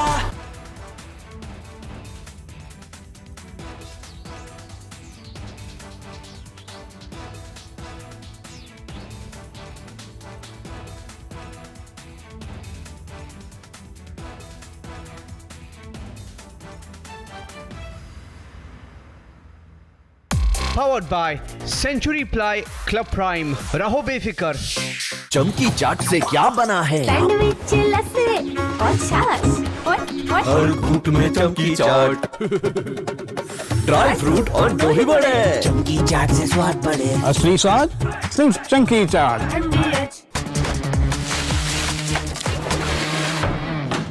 अरे टेंशन किस बात की? सेंचुरी प्रोवुड का प्रीमियम प्लस है ना, लो एमिशन है, हाई डेंसिटी है, वाटर रेजिस्टेंट भी, टर्माइट एंड बोरो रेजिस्टेंट भी है। यानी ये है जहां नो टेंशन वहां। Premium plus by Century Prowood. थोड़े में ज्यादा स्वाद, ये तो है इसकी खास बात। वाओ मामा, क्या स्वाद है? अरे मेरे राजा, सबका राजा R pure masala.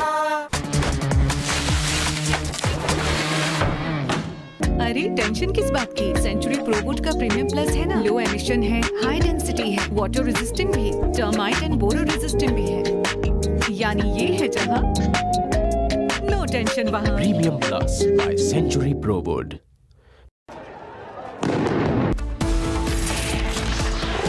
Ladies and gentlemen, the big story, the biggest story, ladies and gentlemen, is that the war is near our coast. 373 kilometers from Kanyakumari to be exact, 40 nautical miles from the port of Gaul in southern tip of Sri Lanka. American submarine has torpedoed an Iranian frigate that was returning from a joint ceremonial exercise in Visakhapatnam.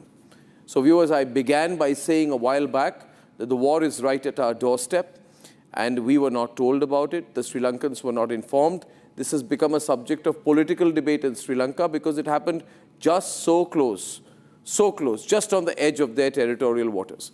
Therefore, ladies and gentlemen, would be fair to say that in this new situation, America doesn't care about India's zone of influence in the Indian Ocean. This is therefore going to be very embarrassing here, and I'm sure it's going to be discussed. Ladies and gentlemen, we also saw a visual of a ship. I don't know the name and details, it's not with me yet, but I'll share that with you. But it was blown off in the Strait of Hormuz. So ladies and gentlemen, what is the Strait of Hormuz? The Strait of Hormuz is the lifeline of the global supply chain of crude oil. If you look at the map of the Strait of Hormuz, this small strip where ships pass through accounts for 20 million barrels per day.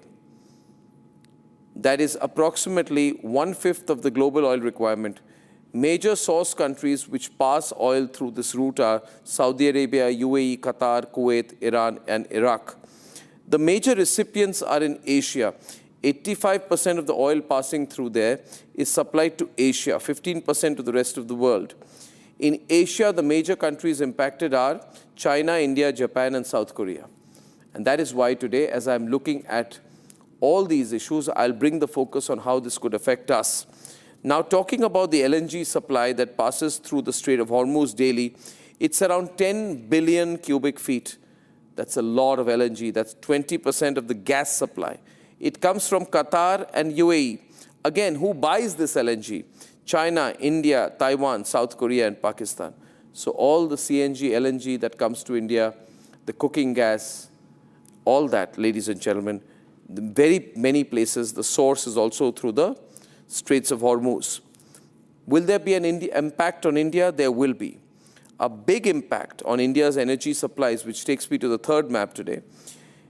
Since the choking of the Strait of Hormuz, 50% of its crude oil being imported per day, ladies and gentlemen. The Strait of Hormuz, if this gets choked, it becomes a major vulnerability for India, because in terms of LNG supply, this is 80% of the LNG that comes through to India, comes through this route. So our energy requirements will be majorly affected. Of course, the government says we have enough for quite some time, 25, 30 days I think they're talking about. But what if this goes on for longer? What if gas supply for households, industries, petrol, diesel, and gas, will there be price revisions? Will things change? Now, on the other hand, we have oil reserves. Our strategic oil reserves are 5.33 million, and the big oil companies have reserves that can last up to 65 days. What this means is even if the Strait of Hormuz is choked for 2 months, we're all right. It goes beyond 2 months, we'll be in big, big trouble. One point is the alternative, which goes back to Russian oil. So we have to keep our strategic autonomy. Trump may not like it, but Trump starts this war. If the Strait of Hormuz gets impacted, we can use the Russian route for Russian oil imports. Look at that, ladies and gentlemen. An alternative to the Strait of Hormuz that presents itself to India is Russia. Oil imports from Russia to India across Primorsk, reaching up to the Mundra port in Gujarat. But again, we will have to find a way to make sure that the oil reaches us. So Russia could be a backup. Recently, the price of crude oil has rocketed, with pricing at US $725, the last graphics please, per barrel, as seen on February 27th. And then it went up to 77.6 per barrel on March 2nd. So it's slowly climbing. If the spike in the dollars, with crude oil reaching $81 per barrel, and then there was a slight dip on March 4th, it went to $80.6 per barrel. Now, if that becomes 90, 100, it's going to impact our economy. So in this new world order, you need to read and watch a lot about what is happening on the ground. Because directly, indirectly, whether you're a household or running an industry, if this goes on for long, this could impact you. Let's debate.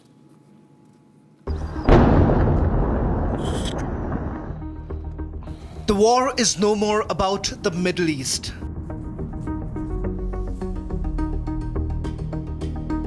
Direct impact on global oil economy is visible. Strait of Hormuz stands blocked. Iran has declared it a war zone.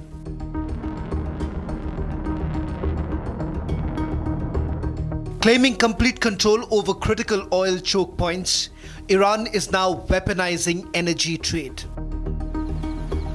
Any tanker aiming to pass through the Strait stands on Tehran's target list.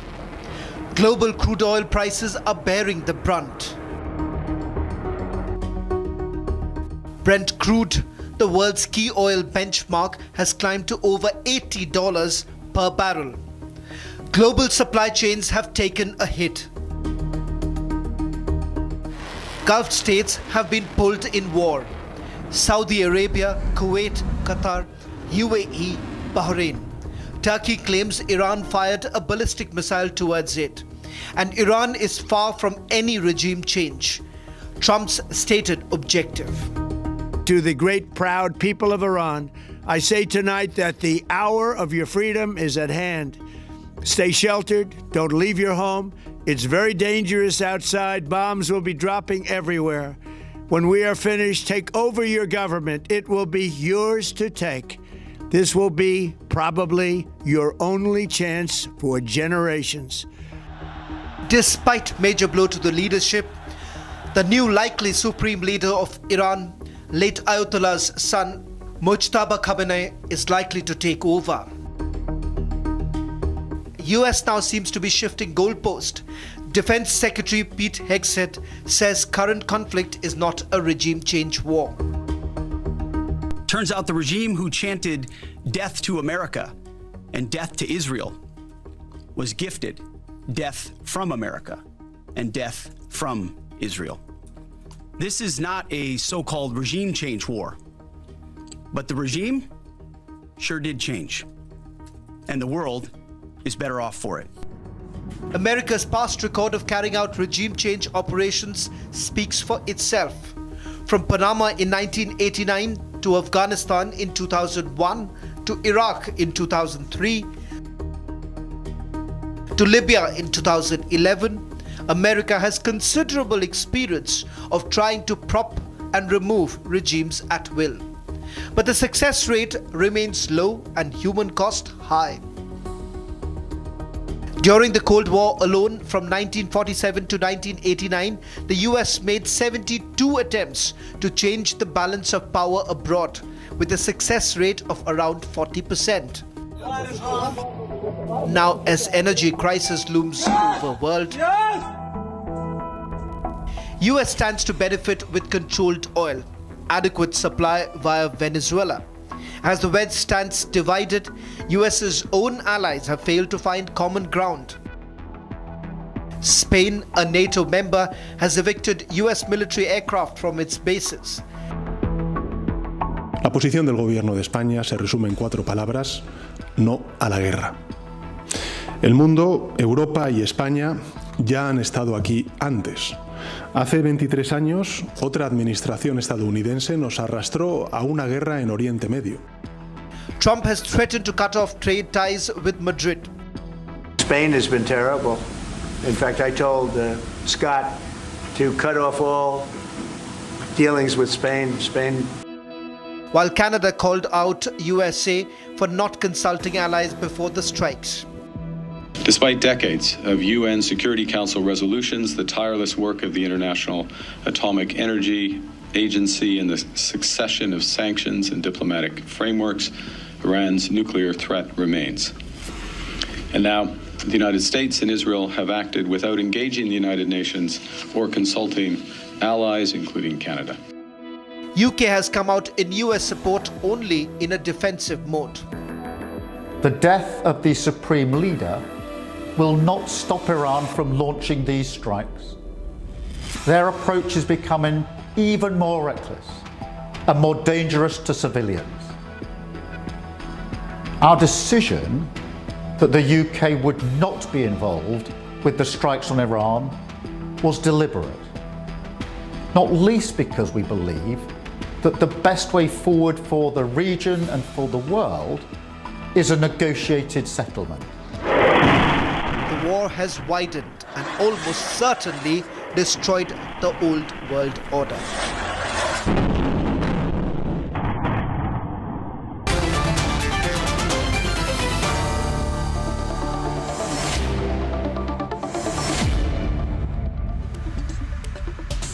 debate, I want to show you some visuals. They were supposed to be full-frame visuals. Thank you. Ladies and gentlemen, these are visuals that Republic Network has exclusively got from Sri Lanka. This is from the Galle National Hospital, where the injured Iranian sailors are being brought in. Now, this is precariously close to Indian waters. This is 373 kilometers from Kanyakumari on our southern tip. This is 40 nautical miles from Galle in Sri Lanka. There is a huge political debate in Sri Lanka about how America did this without any consultation. This is on the edge of Sri Lankan territorial waters, where an American submarine is torpedoed. The Iranian ship that was returning from Operation Milan, a multilateral exercise in the Indian port of Visakhapatnam, where it was a guest of the government of India in the Indian Navy.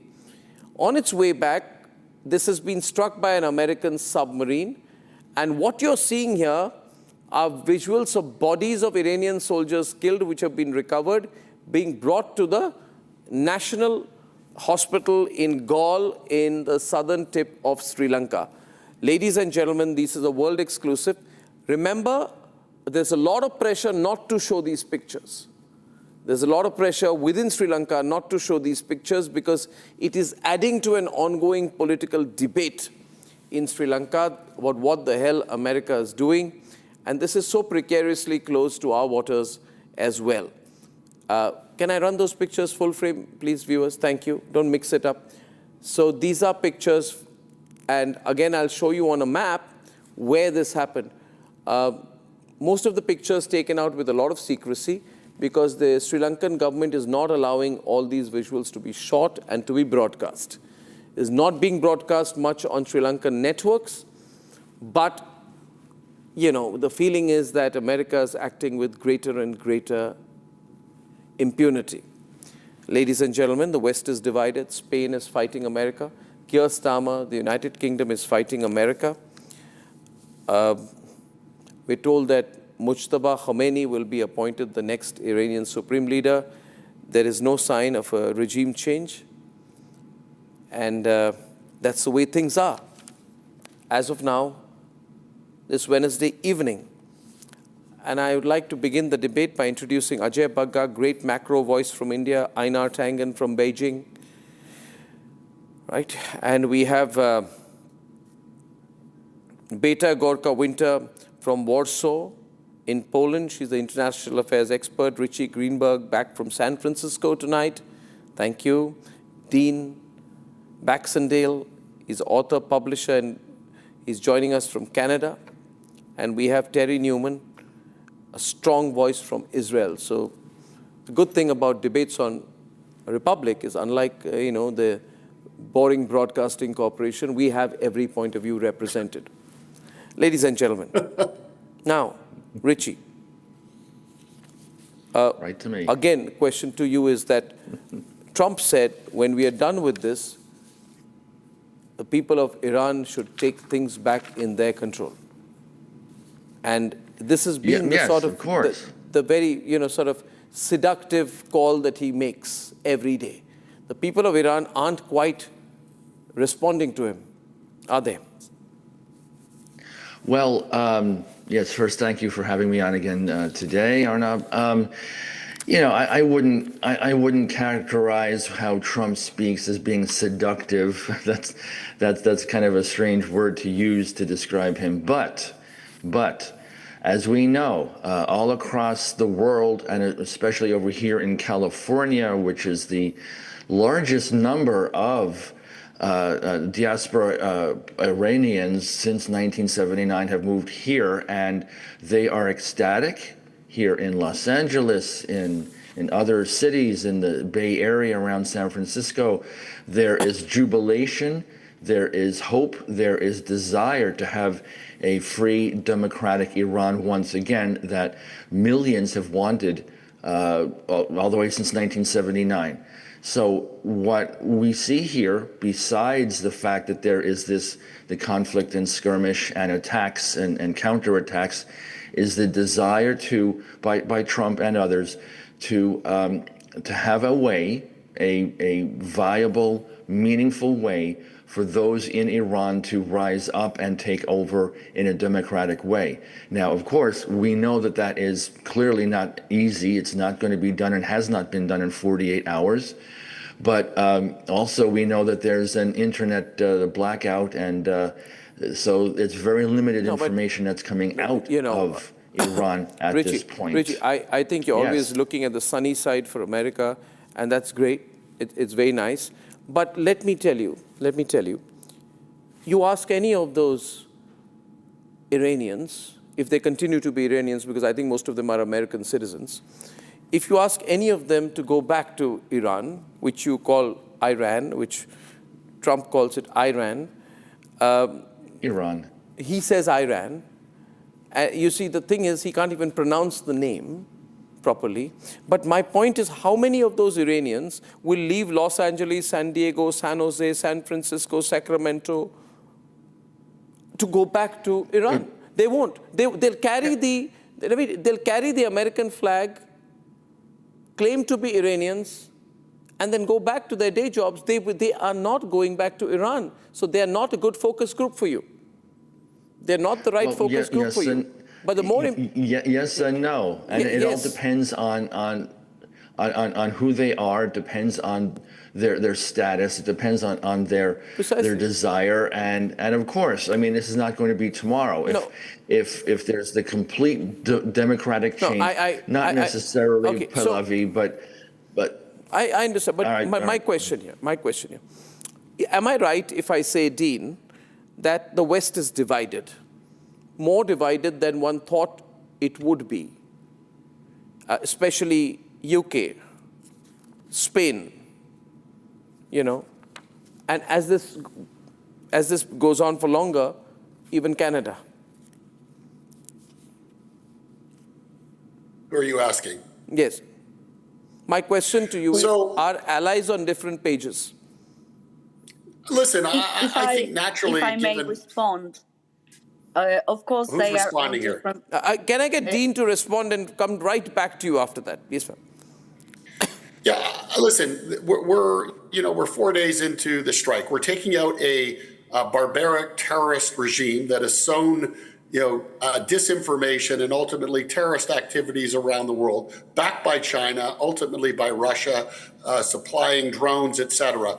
I think the only reason why we see nations like England and Spain is because there's a very left-leaning government in both places. I don't think the West is divided. Mark Carney was very clear in India initially on how he supports the American strike to take out Iranians' nuclear capabilities and ultimately their terrorist ambitions. I think this is good for the world in the end, and I think that the West will unite around this over time once we see the impact of this for Iran. And I do believe the 40,000 Iranians that were slaughtered by the regime in January, that is who America is speaking up for. And yes, I do believe that once the decks are cleared, that Iranians inside Iran and outside the diaspora communities around the world will unite around a free and democratic Iran. Okay, so you wanted to come in, I think, Tivo, and Beta Gorka wanted to also come in. Which one of you would like to come in first? Yes, sure. Beta, yeah. As for the point you made that over time, European countries will also join in the support from free and democratic Iran, that's for sure. But the problem is how to get to this point, because I'm from Poland and I cannot see anything by chaos now. We also faced a lot of American interventions in the Middle East.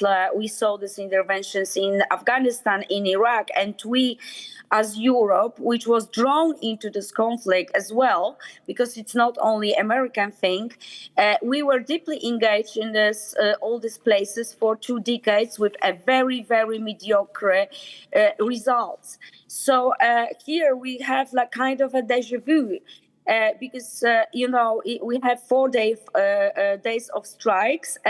We have decapitating of the most renowned political and military figures. But I cannot see the change of the regime, which we of course support, because this is no unquestionable how bad it was.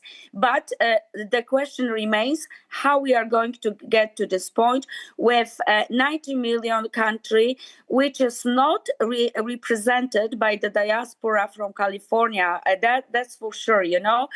Many people still support this regime. Many people are still mourning over Khamenei death. So it's much more complicated assuming that just after several strikes, Iranian would hit the street, take over, and we will have a blossoming democracy, another blossoming democracy in the Middle East.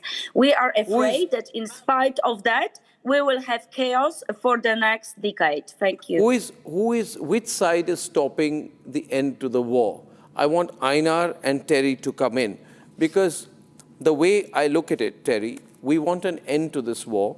I began the program by giving the statistics of if this goes on for more than a month, then we will be in a terrible situation, all of us, especially in Asia, which depends on the Straits of Hormuz being opened up. Now, who is not letting the war end? Which I think side we're is living in the... Terry. Yeah, so we are living in the TikTok generation where we expect immediate answers, or we just move on. Yeah, we're 72 hours into this.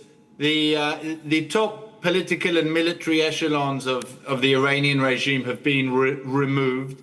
Iran is so panicked at the moment that it's making the mistakes of firing at all its allies in the region. It's been firing, as you know, at Saudi, Kuwait, Bahrain, even Oman, who was one of the middlemen who was trying to facilitate conversations and talks between the Americans and the Iranians. I expect this will be over fairly soon. I expect there to be chaos in the process, but it will take two, 3 weeks. What would fairly soon mean? Because if I were to look at this a little more cynically than you, on the timeline of the war, Terry, on the 28th of February, Donald J. Trump says it could last 2 days or maybe 3 days. On the 1st of March, he said it could go on for 4 weeks. On the night of the 1st of March, he says it could go on longer than 5 weeks. So Donald Trump is not renowned for being consistent in what he says. But he happens to be the president of the United States. He is. I cannot be responsible for what he says. But what I can say is that if you look at previous wars, to take out what has been taken out in the first 72 hours, that normally took years, certainly months, and in many cases years. And I think that you will give this a couple of weeks. And then the people inside of Iran, it is, at the end of the day, the foot soldiers in this war will be the Iranians themselves. I cannot see the Americans what if that assumption proves to be incorrect? Then the world is still in a better place. Oh, it's not. No, I argue it's... So, one minute. See, the difference is, Terry, and I'm a great supporter of Israel and Israel's strategic right to defend itself. You know that I was one of the strongest, we were strongest in the network in supporting you after the October 7th attacks. But, you see, this is not Russia, Ukraine. This is about global chokehold, supply chains. This is not a 2 or 3 country war. Everybody gets involved. And you are talking about, for example, the largest, most populous country in the world, the Republic of India, with all our oil reserves, we have maybe 5 to 6 weeks, right, Ajay? So if it goes on for more than a month, I just want to give Ajay's view for briefly. If a country the size, scale, and economic stability of India, what would our concern be? Then how much worse would it be for smaller, more fragile countries? Ajay, could you explain what our concern would be? Yeah, see, overall, this is not about American values. It is about demonstrating American power. If you look at Venezuela, they spirited out the president. The very corrupt, very criminal regime is very much there. It's supplying oil to the US, so it stays on. Same with Iran. You might have decapitated the top echelons, but there are at least 4 succession posts that are there because Iran has been preparing for this for decades on end. So it's that regime is not going away. And if you were really concerned about American values, why aren't you looking at Pakistan, which is a radically Islamist country which breaks all rules of the world and which is nuclear? Why did you get out of Afghanistan after making a mess for 20 years? What did you create in Iraq? What have you done to Libya, which is divided into 2 now, and still it does not produce the oil that it used to produce in Gaddafi's time? What democracy have you really created? So the record is very patchy. This administration is not about American values. They're talking about American power. The language that they use is about American power. The Secretary of Defense was online just a few minutes back, and he was lauding the shooting down of the Iranian ship. Were those soldiers given a chance to surrender? Were they given a chance to life before a submarine just extinguished their lives? We don't know. The third big thing is what you have done. You have put at risk your staunchest allies who have allowed bases. There are 19 American bases in the Middle East. All those bases are under fire. They don't have means to protect themselves because their model was, we will produce oil, we will sell it to the world in dollars. Those dollars will go to America. For that, you give us protection. And for that protection, come and take over bases. 60,000 Americans are sitting in the Middle East now. You have not given them a chance. They were very clear, we will not allow our territories to attack Iran because we will get attacked in turn. Now that they are being attacked, you don't have the interceptors in place, and you put the global economy at risk, Arnab. My only point is that, sorry to intervene, yes. Am I right if I say here, and before I come to you, Einar, I'd like to go across just for one view to Helsinki, where I'm joined by the Professor of World Politics at the University of Helsinki, the very respected Teivo Teivainen. I hope I've got the name right, ma'am. Professor Teivainen, how does Finland look at this? Is there some amount of skepticism there? What is the growing view of Finland? There's a lot of confusion here, like the way divided in the sense that. Ma'am, sorry, I have an audio problem. One sec. I'll just fix the audio with your line. I'm getting a clear video, but the audio is not clear. So can you hear me? No, I'll have to fix the audio there. In the meantime, I go to Einar on this. Please fix the audio with Ms. Teivainen. Einar, how is China so placid in this? You know, this China and India, Asia is the most affected if the chokehold continues. Pressure will have to be increased to end this. Reasons that it's inability. Louder, please, Pradeep.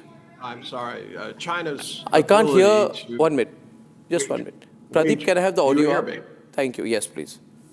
Okay. Now I can. China's ability to wage a war overseas is basically none. They have participated in peacekeeping missions, but they are set up for defense, not offense. You don't see them running around the world creating wars or anything like that. It would be almost impossible for them to mount an expedition to go into the Middle East. So that's not on the cards. Now, if I may make a comment, some factual things. 1973, OPEC is formed. They take 7% of the world's oil off the market. It results in the price of oil going up 4 times, 400%. You then go to 79, the original Iranian Revolution. You had less than 5% of the world's oil taken offline. That resulted in a doubling of the price of oil. Then you go to the Russian-Ukraine situation, and you also have a doubling of the price of oil. The fact is, oil is not an elastic material resource. It is something that if you have to run your trucks or your planes, etc., you need it.